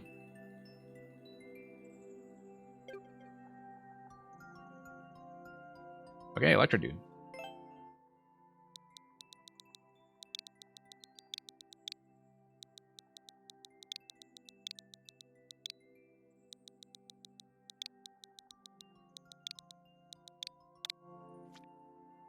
And yeah, let me just check Warp World on my side to see how we're going. Oh, I see we're in for another Bullet Hellfest, and that's going to be wonderful, given that we have been having a pretty good time with the previous episodes. Yeah, a lot of people still online after this. We have at least 5 more to go after that, and that's great. That will be hopefully exactly the kind of pace we can manage. So everybody who is in the queue, If you were here when you're called, you will get played, I'm pretty sure. So here it says, don't get too close or she might trap you in her web, or worse. So we're going to expect some kind of spider boss. And yeah, Electrodude's here, he's just playing Splatoon.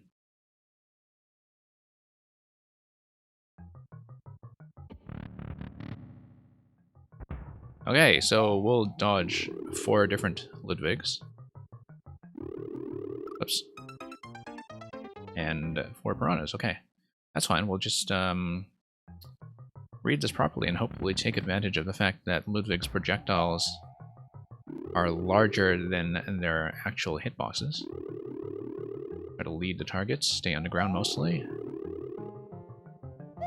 Like staying low is the approach here. Just to maximize the amount of travel that we can have from side to side. There we go. It is easier than the other one, I agree with that. Oh, let's see if the Ninja speedrun that came up yesterday taught us anything about how to control this. Apparently not. I don't know if everybody here has had any chance to look at the new Ninja. It is just a straight e-balloon level that is themed after Mario Kart. Themed after Rainbow Road to some extent. Well, maybe the 3DS Rainbow Road, where you're on top of the moon the whole time. But okay, we don't want to go too low, because then the switch activation later will cause trouble. But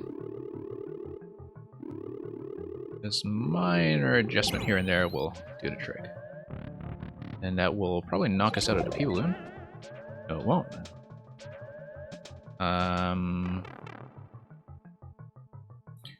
Personal best on a Ninja, I got 42.6, I think. So that was kind of top 2% or so, which is where I'm usually comfortable stopping. I told myself I'd stop as soon as I got down to the 42-second bracket. I did not stream it. I just kind of played it offline.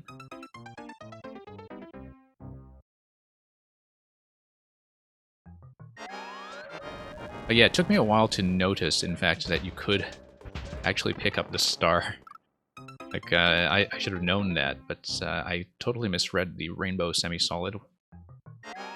And so I'd actually, you know, worked so hard to kind of shave my time down to about like 44 seconds without ever taking the star, and then I was about to put the level down and I realized, wait a minute, you can pick up the star, and so I spent a bit more time shaving the time down to about 42.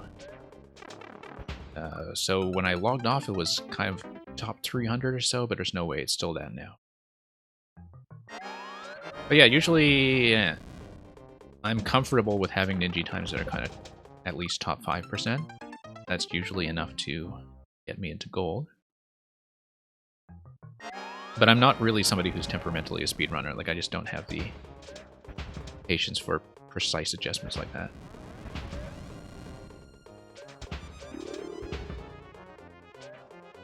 Okay, Ludwig is going to force a little bit of an adjustment here. Oh no. Okay.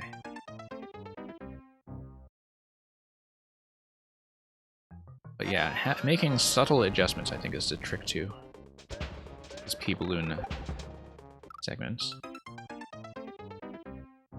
But I always do fail to take into account the amount of time that is just lost to spinning when you change directions. So. This is a zigzag pattern that's kind of working out for us so far, but that's because we haven't punted on Ludwig to complicate matters. Oh, nope. Like we said. Okay, so that actually is a percentile determination of Ninja. I didn't know that for a fact, actually. I always just kind of eyeballed it and guessed. You know, where I would fall in a certain bracket, and I would think, okay, top 5% is probably good enough. I mean, I tend to enjoy speed challenges that are much more about routing than about execution and technique. So, like, I do like figuring out the routes. I'm not so much into doing razor-sharp optimizations. And the other thing about the one this week, which, like, I didn't think I would like it at all simply because it's not really at all about routing. But I actually wound up enjoying it quite a bit by the end.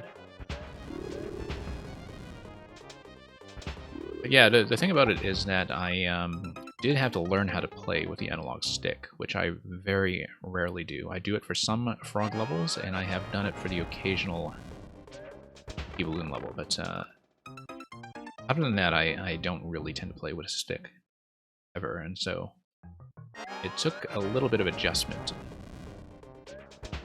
But I determined pretty early on that I didn't want to play that one with the D-pad.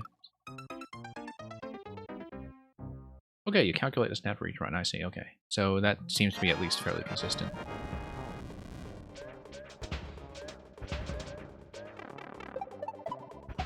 It's kind of too bad that we can't see something like a staff ghost for them in terms of, you know, the internal Mario Club QA time would be a useful thing to have. Just as a point of comparison.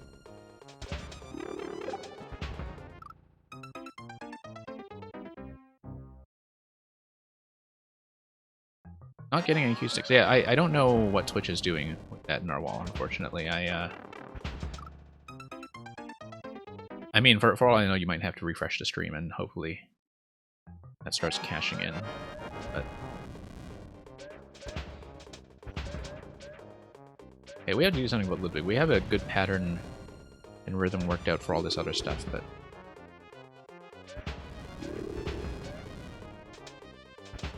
not for Ludovico over there. Okay, taking a hit. Hopefully we don't need to preserve the P-Balloon going into here. Yes, we do. Right, so that's going to be a P check. Interesting P-Balloon check, actually. I didn't really pay attention to it in the previous room. But I only noticed it now that the P check is set up such that the mushroom does not pass it, and I was... like, that's, I think, taking advantage of some property of how you get pushed with a P-Balloon that I don't think I knew. I hadn't really seen a P-Balloon power-up check up to this point. Or at least not one that worked like that. Like, you know, I've seen P-Balloon checks that are just based on can you get out of this with the P-Balloon, but... oops. Okay, now you have the cue sticks. It's Toadette time. Yes, it is. And thank you for cashing that in, Narwhal. And, yeah, really interesting P-Balloon check. Uses the fact that P. Mario can't wear helmets. Okay, interesting.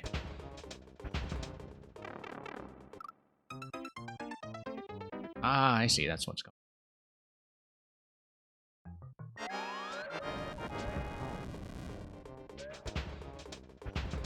Oops. Okay, we need to actually focus on the level at hand.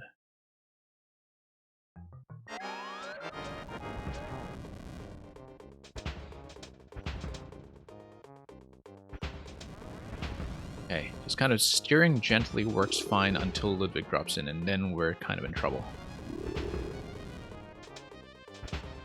No.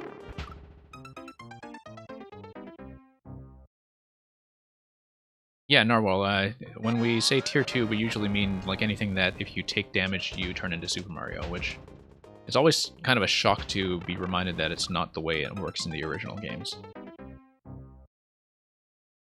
I think it works that way in the NSMB series, if I'm not mixed up, but I find that Super Mario Maker has in general messed up a lot of my memory for some of these specific mechanics. I know there's a P-Balloon check after this, I just wanted to see how long I would last. But yeah, always a bit of a shock when I go back to the actual games and get knocked out of a fire flower or something. But...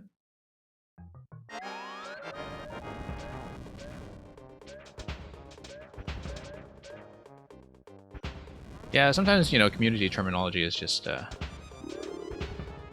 like... you just kind of get used to hearing it. I don't even know where I would have first picked up on that habit. but it would definitely have been from other streams or other makers and not because of anything official or any kind of inference we all made together. So, yeah. There's a lot of terminology that is kind of specific to Mario Maker that I think overlaps with some terms. Like you know, the way that we talk about soft locks in Mario Maker, for instance, it's very different to how I've heard that term elsewhere. Hogging corner may not be the best idea. Yeah, we were going center earlier, and we were fine until Ludwig showed up. Like, I have a very nice pattern for going back and forth. But you're right that if I control center, at least I have a choice of going left or right once Ludwig shows up. And so I have a bit more flexibility. I think I was kind of a bit wary of his projectile spread, and that was what was going on. Oh, Lupin Snoop, sorry about that. I wonder if I can permit you, actually, to post a link. I don't know if I have that set up properly.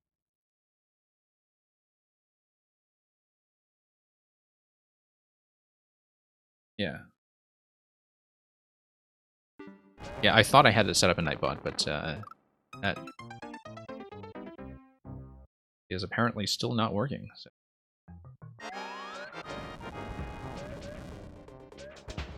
Yeah, maybe DM me the link if it's still not letting you post, and see if we can do something with it. Because I would be interested in looking at the mechanism.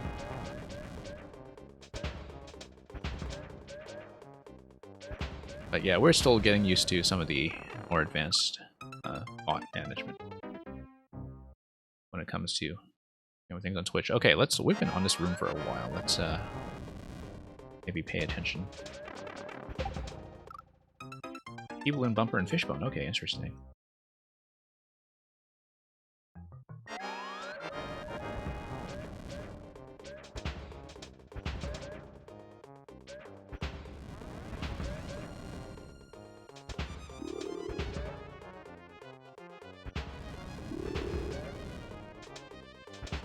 But yeah, whoops. Well, Narwhal, we actually did hit the timer earlier. It's just that we got hit on the last little bit, and we lost P-Balloon right as we were about to exit.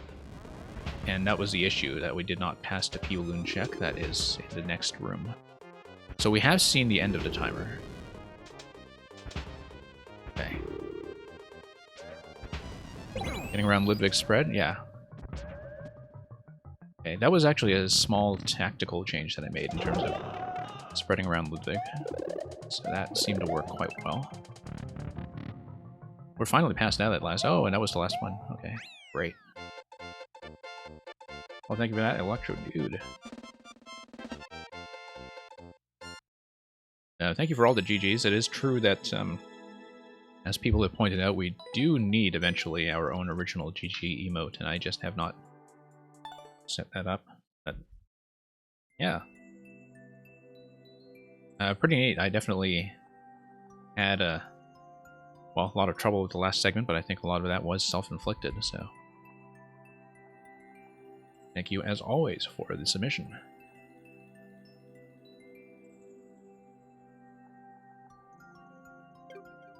Okay, Lamp.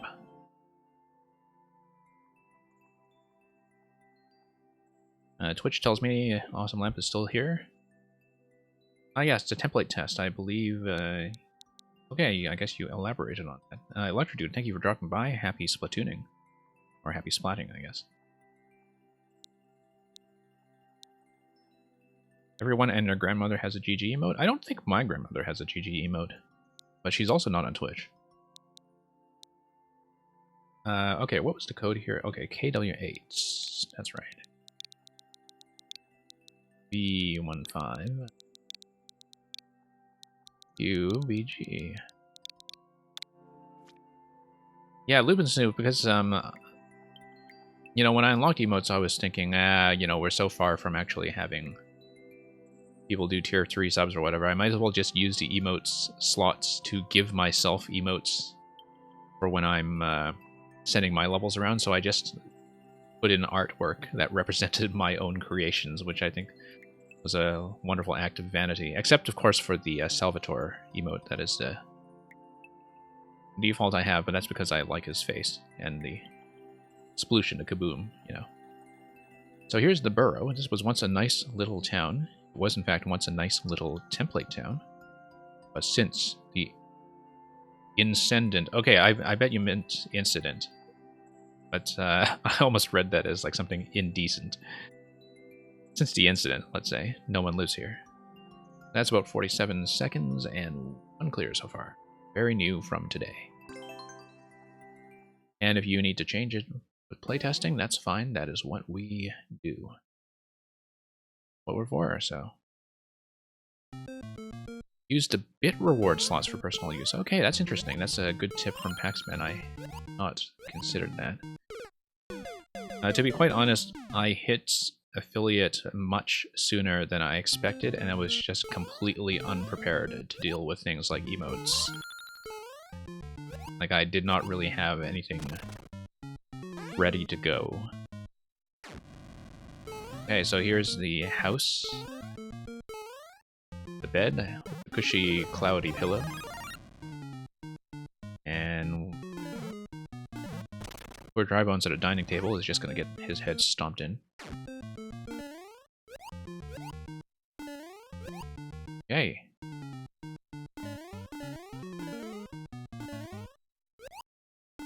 Yeah, pretty familiar so far from what the awesome lamp had shown me previously, and then we'll check this house as well.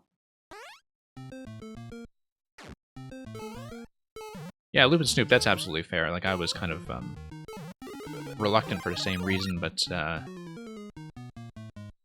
decided that I want to capitalize on things like channel points right away.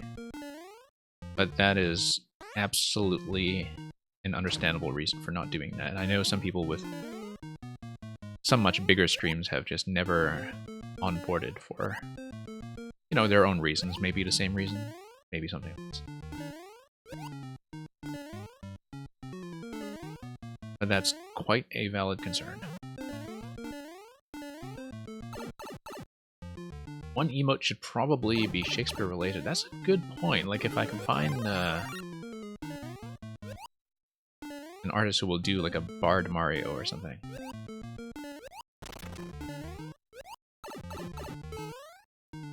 That's a good point. I think, though, for present purposes, that for the Shakespeare reading, I think the Goombella icon is quite appropriate. I think in terms of Nintendo icons of somebody reading, I could not think of anything better. Whoops.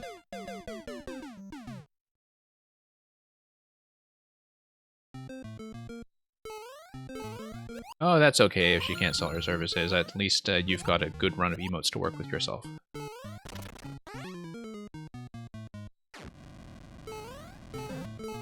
Yeah. Actually, it's funny, because the only Kaizo player that I know in real life, as opposed to via Mario Online, is an animation artist. I might be able to commission something, but we'll see.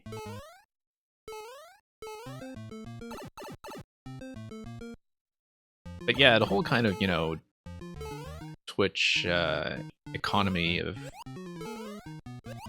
cheers and emotes and subs and everything else, like, a lot of that was a mystery to me for the longest time, even when I was watching Twitch actively, right? Like, you know, a lot of that stuff just kind of goes over your head. Then you start streaming, and then you suddenly realize you have to deal with that. I still have to get actual sub rewards together, and eventually sub queue privilege and such, but, you know, for the longest time we've been small enough that we haven't had to think too hard about that stuff. But the queues have been getting longer and longer, and the viewership has been getting more and more active, which I'm very grateful for. So we may have to, you know, think a little bit more about community building and get the Discord set up and everything.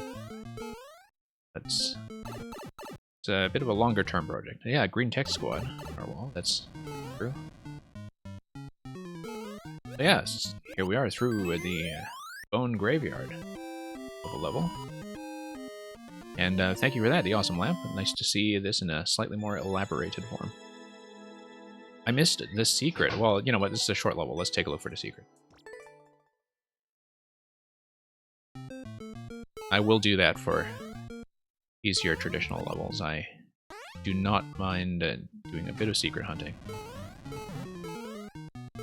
This is quick, so if you are in queue, bear with me. This is something I do like to do when people ask, simply because I think this style of play is a little disincentivized by Mario Maker sometimes.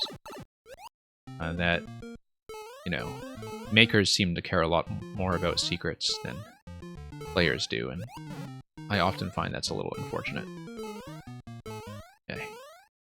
We'll just check around the ceilings for warp zones and so on. Ugh, stop having fun with the levels, yeah. Stop having fun, guys. Or as they say in the Mushroom Kingdom, stop having fun, guy.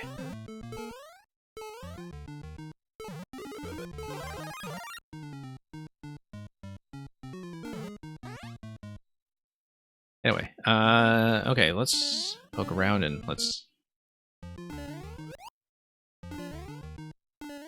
check the top spot up here. Actually, oh, nothing there. Okay.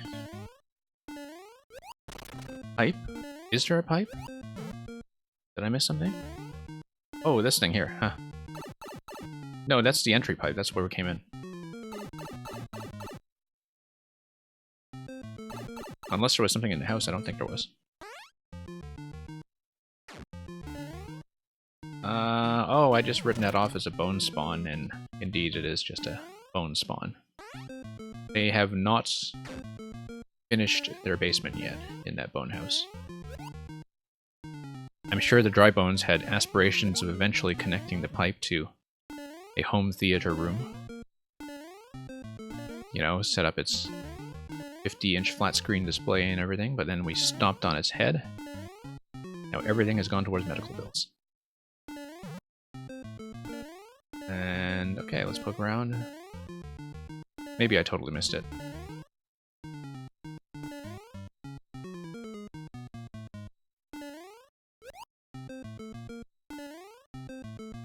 Yeah, Loop, I do think it is a very open layout in that, like, I think it could use a little bit of density. The aesthetics are quite nice, though, but you can definitely see that, you know, you would want something maybe a bit more interactive as you head up, and just have something to keep you on your toes and dodge. Doesn't need to hit you, it just needs to just keep you alert. Okay, so what had we missed in this segment then? If I don't see it on this pass, I will probably just move on. But we'll scrub around here carefully. Ah, here we are. Here we are. We found it. Okay, now we're satisfied. Here I was expecting some kind of pipe entrance, but it seems like we saw a thing that was supposed to be the secret. I don't know if anything else would be a candidate for that.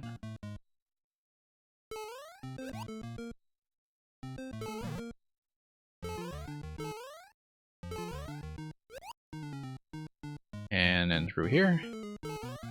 And then through here.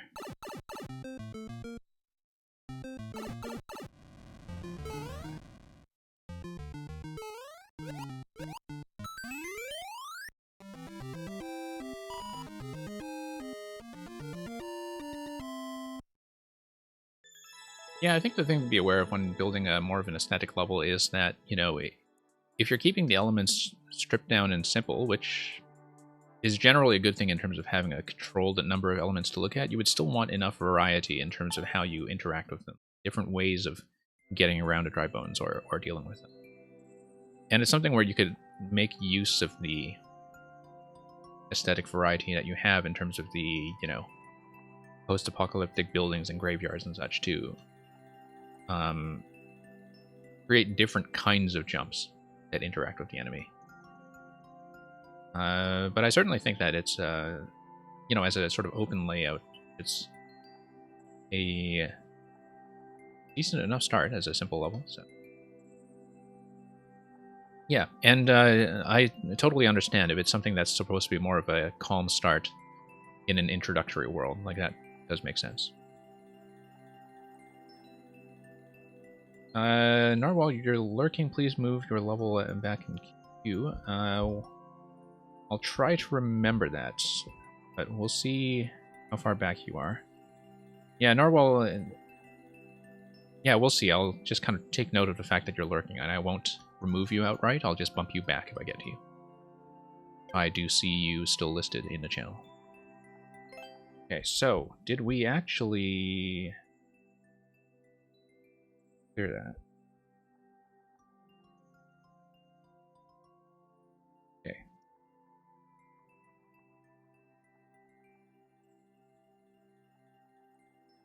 Okay, so, and the best makers make the hottest garbage? Well, see how hot the garbage could possibly get.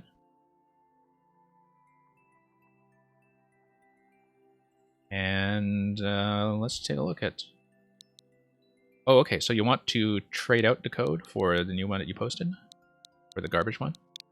Right, because the original code you submitted was for Final Fantasy VI, right? So, let's... Well, you see, the thing is, how hot could a garbage possibly get is a question I do want to know the answer. Hot garbage for Bergie, okay. I see, so there's going to be totally an item breakdown video on this, right? Like, where he's going to do an item breakdown of garbage, and you'll just have like a video that's all about the many different uses of garbage. The original submission was big. Oh, you want me to download it? Okay. Do you want me to play it offline then?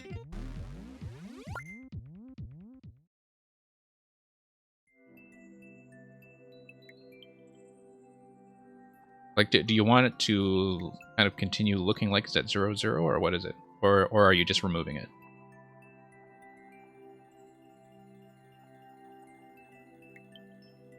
Okay.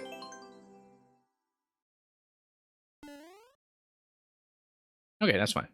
That's fine. We'll just take a look anyway. Right, because you don't want to stain your level full of booze.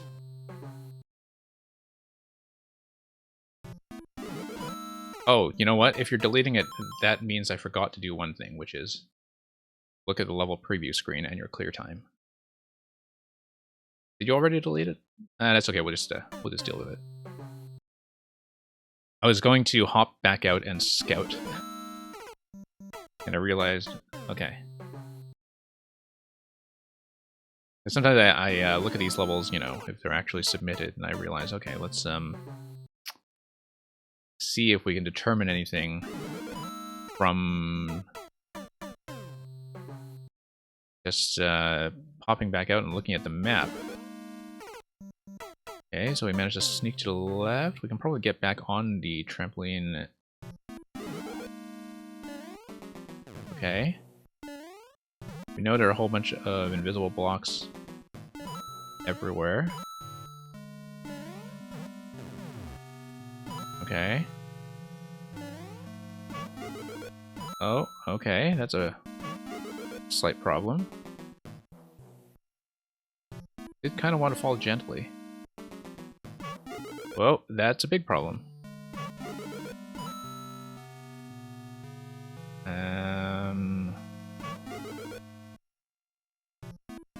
Yeah, I don't think we have a lot of flexibility here, unfortunately. Nor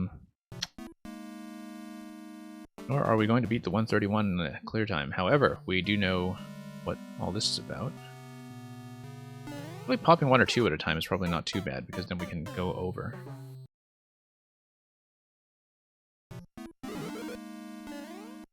Okay, what does this do again? Nothing.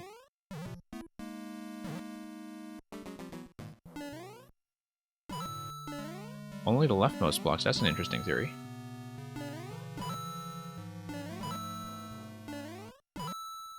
And how high does this go off camera? Oh, how do we... Oh, okay. We hit a spring, I think. That's a very tricky moment.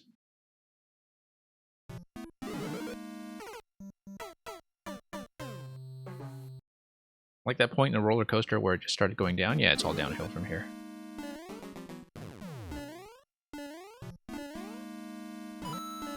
And okay, let's wrap around. I feel like at some point we can just dash off the side and hope our arc carries us where we need to go. That's going to be much too soon to do that. But if we jump, we know that we're going to be jumping into a trampoline. If we hold the jump, we can probably burst our way forward, although we'll probably hit some more invisible blocks in the ceiling. Let's take a look.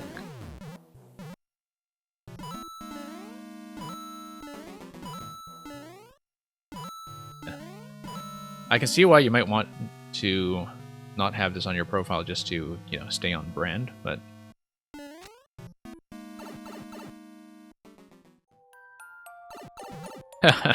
Okay. Well, that will be a descent into darkness. I don't know what I was expecting.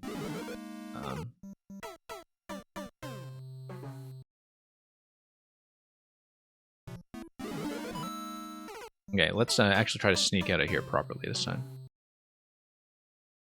I'd managed it previously. Okay. So yeah, it looks like we just find the top column. Whoops, we made a mistake there. I think we were slightly offset from our usual pattern. We didn't want to quite like that.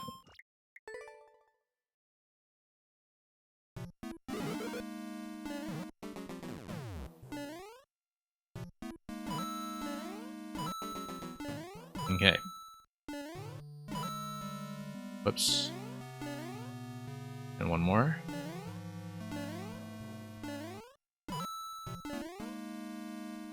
There we go. Okay, we'll check that anyway. I was curious. I mean, you do need to know these things, although it's also apparent to me that checking the previous screen just tells us nothing, because the amount of invisibility in this level is what actually defines it.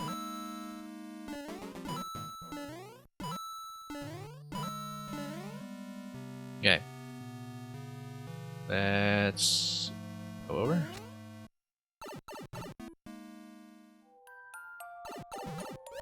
Oh no, I do need to make a bit of a correction there. I knew I was going to run into that. I just don't know how to correct out of it just yet. Whoops.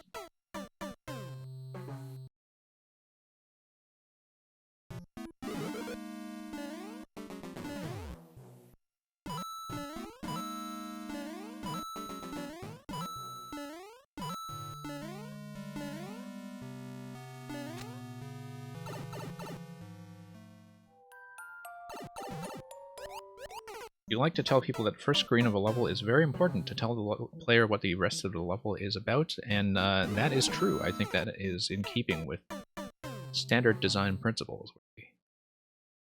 First screen kind of gives you all the basic principles of what you need to know.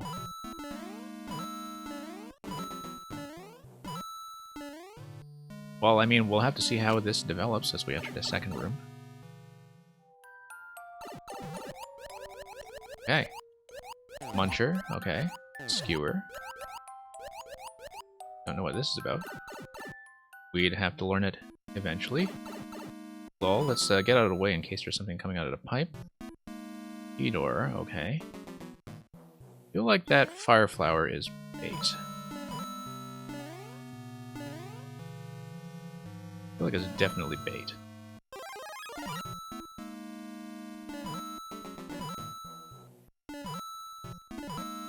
This is probably just a trap room anyway, so... Hey, Alex, is it going alright? We are closed for the day, because at this point I'm hoping I get through everything that is remaining in queue, but let's see how much of this we can digest. Anyway, that whole pipe there seemed to be a bit of a mistake. I don't think there was much of a way to circumvent any of that.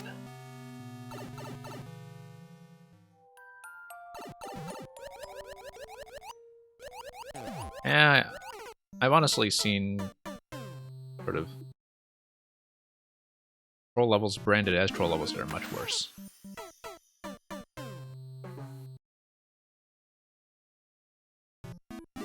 It's surprisingly navigable. Oh.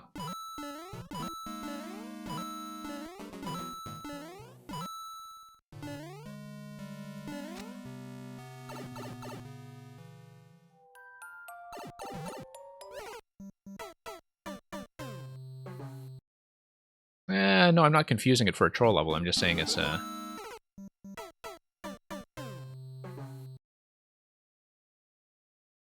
kind of thing that a patience for troll techniques will kind of teach you to navigate.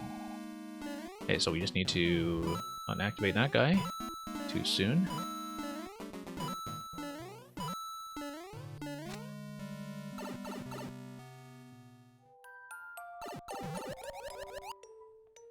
Yeah, of course we're going to try to beat it. I mean, you know, it seems like the prettiest thing to do. Okay, what kind of snipe kills are we going to have out of these pipes? I mean, this is literally just pick a pipe, right? Like, I'm not mistaking it. Oh, that was a surprise.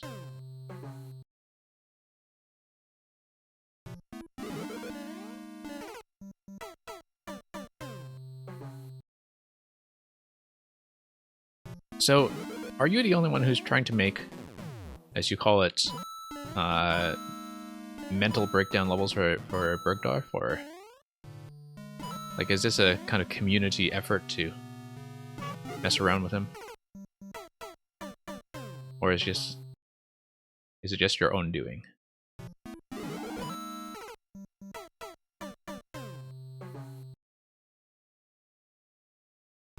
Oops. My hands off the controller for a second, and that's about how it went. You really like the segment from CP1 to the goal, okay. Oh, we'll see about that.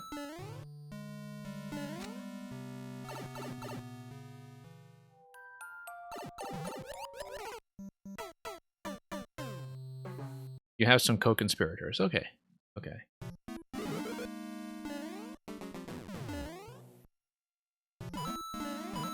Whoops. Yeah, doing the second stack here is bad. That I think just outright kills us. Or not. Yeah, it does. I need to be a little bit more careful about jump height. Oh. So yeah, Loop and Snoop, we actually did play, by the way, Powerful Puzzles last week. That was great. I was embarrassingly stuck for some time on the track block room. It was maybe kind of hilarious, but I enjoyed that one quite a bit overall. I think it was definitely a case of familiarizing myself with the POW hat the hard way. No, the reason that I got stuck on that was actually just the sort of misdirection of misreading what the end goal should be in that room. It was more that, you know, I hadn't considered that the end state of that level would be to hit the exclamation mark blocks with the hats, because I had already been conditioned into the mindset of trying to use the POW block in the corner of the level instead, and so it was just a matter of, like, kind of overlooking the actual solution, because I kind of had some tunnel vision for what the level was training me to do previously, and so, like, as a puzzle, I think it works quite well, because it does make you rethink that. I also kept trying to drop the POW block on top of my POW hat in case I could carry it, and of course the physics don't work that way. They really should work that way, perhaps, in terms of being able to carry objects while you wear an object that is so conspicuously shaped like something stackable, but as with the cannon hat, that's not how it works, and it is our loss.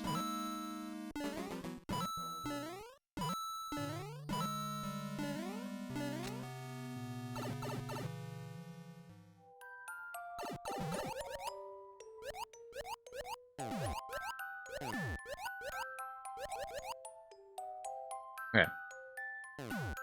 So we know it's not going to be the high pipe that we saw earlier. This is purely pick a pipe, so I think we just need to check all of these. How many exit pipes are there here? Okay, there's only one correct pipe out of 1, 2, 3, 4, 5, 6, 7, 8. Okay. So there's only one correct pipe, and we need to enter that pipe with the key. Unless that is just a total misdirection in itself. So we basically need to check every pipe. But we need to check every pipe only once we have also figured out how to obtain the key, which for all we know is buried invisibly. So...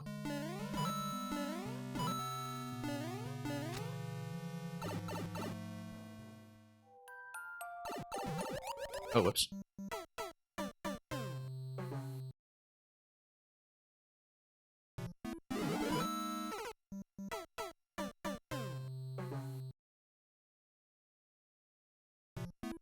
Okay, no.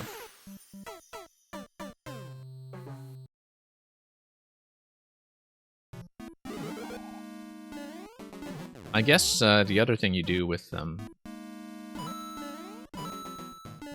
you know, I mean, I know you're saving the level probably to send to Bergie, but masking any kind of clear statistic is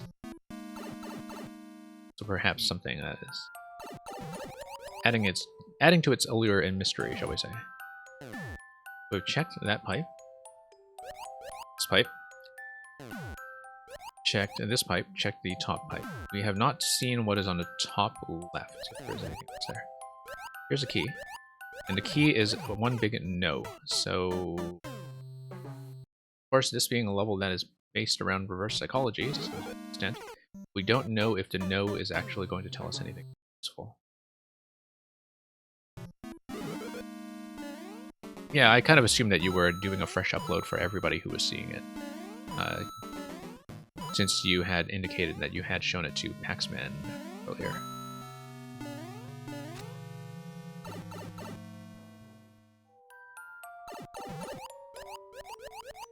Okay. Well, you know what? There's a big no up there, but I do want to just kind of hang out there and see what else we missed. So I guess the key will not be... well, we actually have no idea whether the key will be part of the solution. We'll just have to check all possible exit pipes, knowing, of course, that... yeah, there is a limit of pipe connections in the level, and I think it's a limit of 10, right? So... we see the first pipe connection already over here. We see 8 pipe connections to the lull room. And probably an additional one that is part of the route to the exit.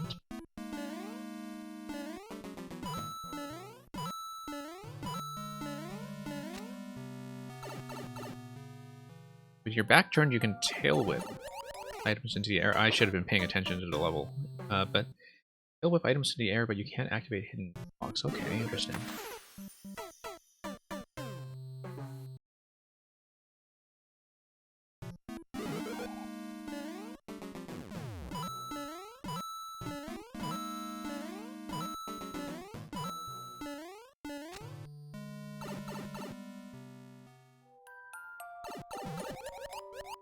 Okay. We did not actually manage to check the top left pipe last time, so let's just check it. We'll eventually need to know, so... let's just give it a shot. No, the skewer does not... Oh, the skewer needs to retract, okay.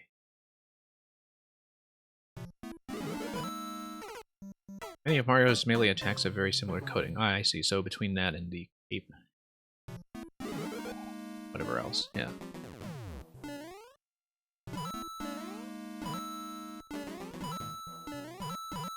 Oops. Flick sword, tail whip, cape flick, okay.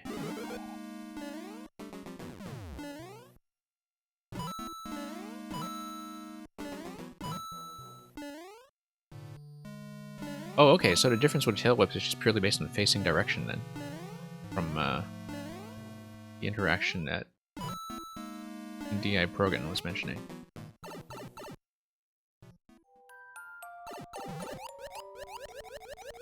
Okay, let's let the pipe retract this time. It's probably not even one of the correct pipes anyway, but we'll check it. Second cycle. Let the thing retract. Oh, and that's not an entrance. Okay. Now we know.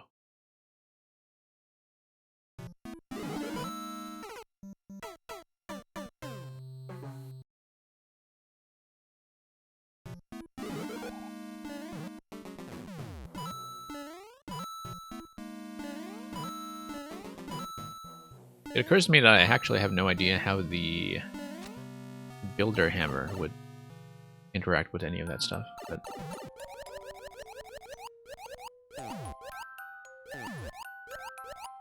I mean, there is ultimately so much tech knowledge in Mario Maker that even if you learn things once, it's very easy to get everything mixed up again. And I find that, you know, when I have trouble with certain interactions, that's usually what's happening, is that it's probably just something I've seen before and forgotten. Like the Super Ball activation of the P-switch earlier today in Alex's mirror level.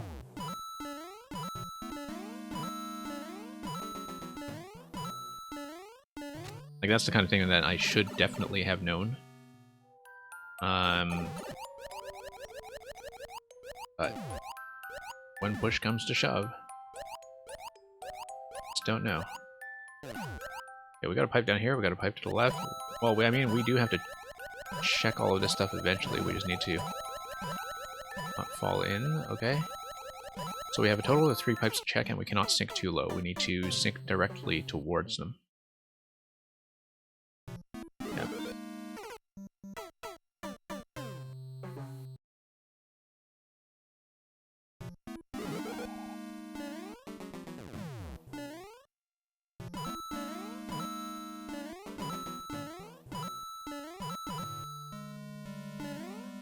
Whoops.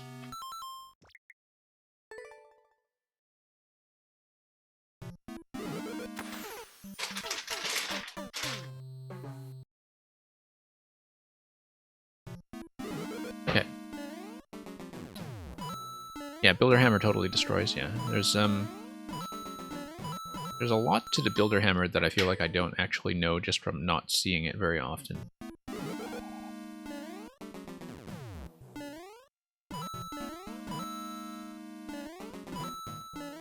But, let's see here.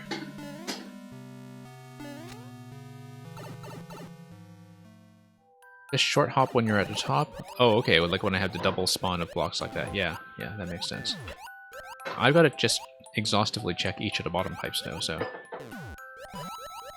Oh, whoops. Oh, I see. So as soon as you drop in like that, it dunks you. I guess I should assume that the entire area down there is overlaid with invisible blocks, and so I really do need to just flip downwards towards the entrance.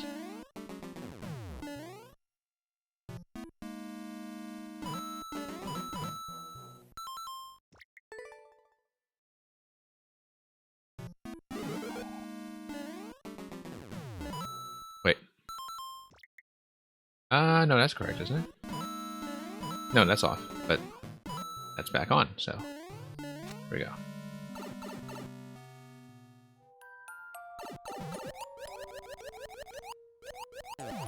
Okay.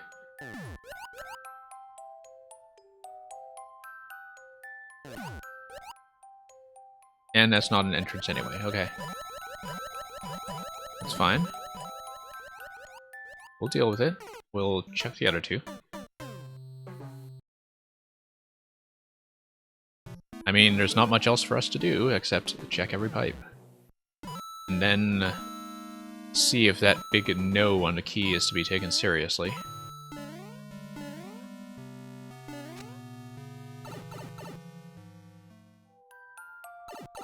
Something tells me I should not take it too seriously, and I should actually try at least one attempt with the key, but we need to find the correct pipe first, before anything else is allowed to happen. So, yeah, as expected.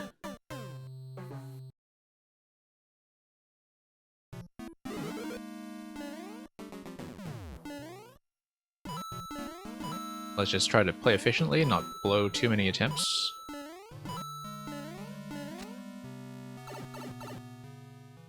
There are only 2 pipes left. Well, I mean, I'm glad you have such faith in my memory. That is not necessarily something I recommend trusting. Okay, that looks like a no.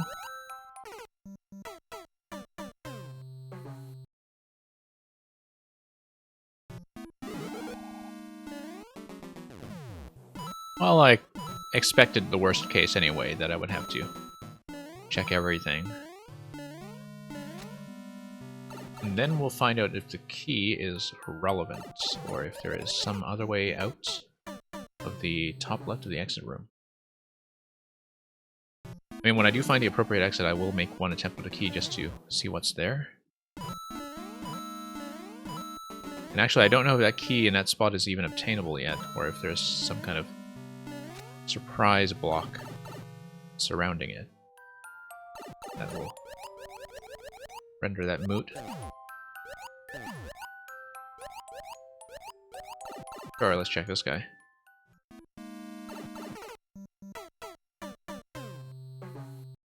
That's of course assuming that I was correct in reading the non-enterable pipes as non-enterable, and that it wasn't just an execution issue with slipping my way in.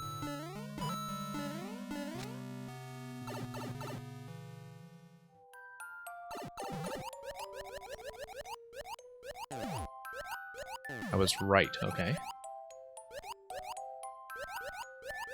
They were just decorative slabs. I see.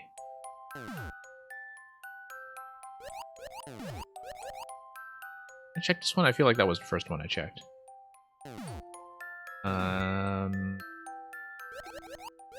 Did I check this one? I feel like I did. Like I said, I just don't remember. There's a cheer up the right side, and looks like the semi-solids there are actually approachable, so we'll just take a look around there and see if anything happens.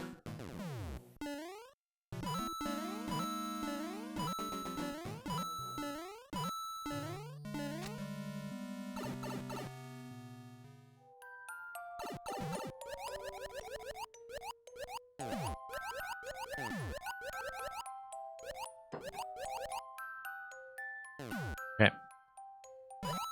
Whoops, not here. Needed to go up higher. Ah, and I think there might have been a scroll break up there, at least from what I was seeing. I may be totally wrong, but actually no, I think I'm wrong. I have to go back there and visualize what I was looking at. Now, understandably, we will probably not spend too much longer on this one. I do want to at least find the right pipe first. Yeah, just as a matter of probability. Longest room to get past. Whoops. The nightmare is real? I've had worse.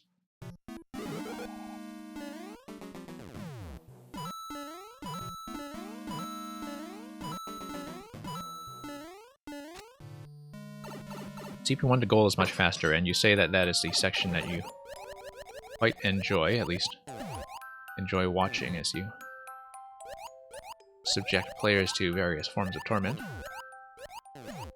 I don't feel terribly tormented by this. You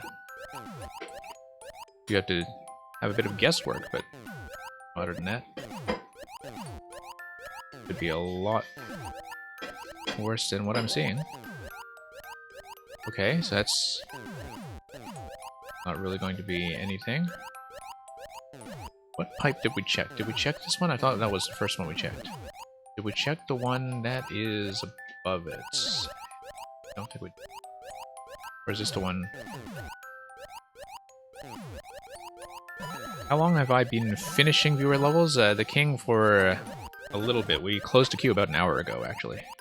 So, the King, as usual, if I finish ahead of schedule, like if I have time left over, I will take more, but I don't really expect that will happen today. I think the remaining levels in the queue are likely to take me all the way to the amount of time that I have. But if you want to stick around anyway, you're quite welcome to.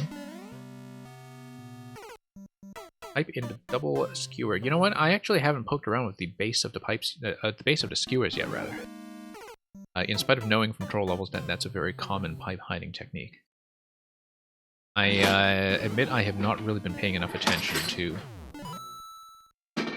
how those pipes are laid out. And in fact, that's something, like, again, that I should know, that I've seen so many troll levels use skewers for pipe hiding.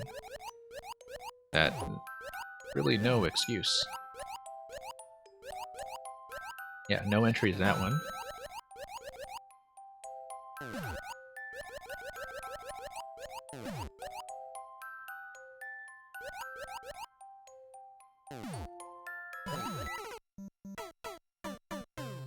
I already died to the hidden block in the double skewer twice. Okay.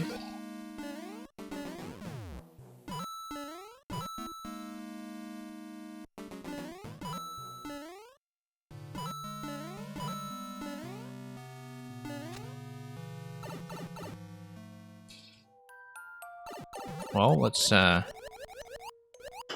did a hidden block in the double skewer. Oh, there was a bit of a cheering sound effect earlier, wasn't there? That I had triggered somehow. Like, oh, wait. Keep passing it. Just give me one or two attempts to kind of reason from the hints that I've newly received. Then maybe so. Pipe in a double skewer.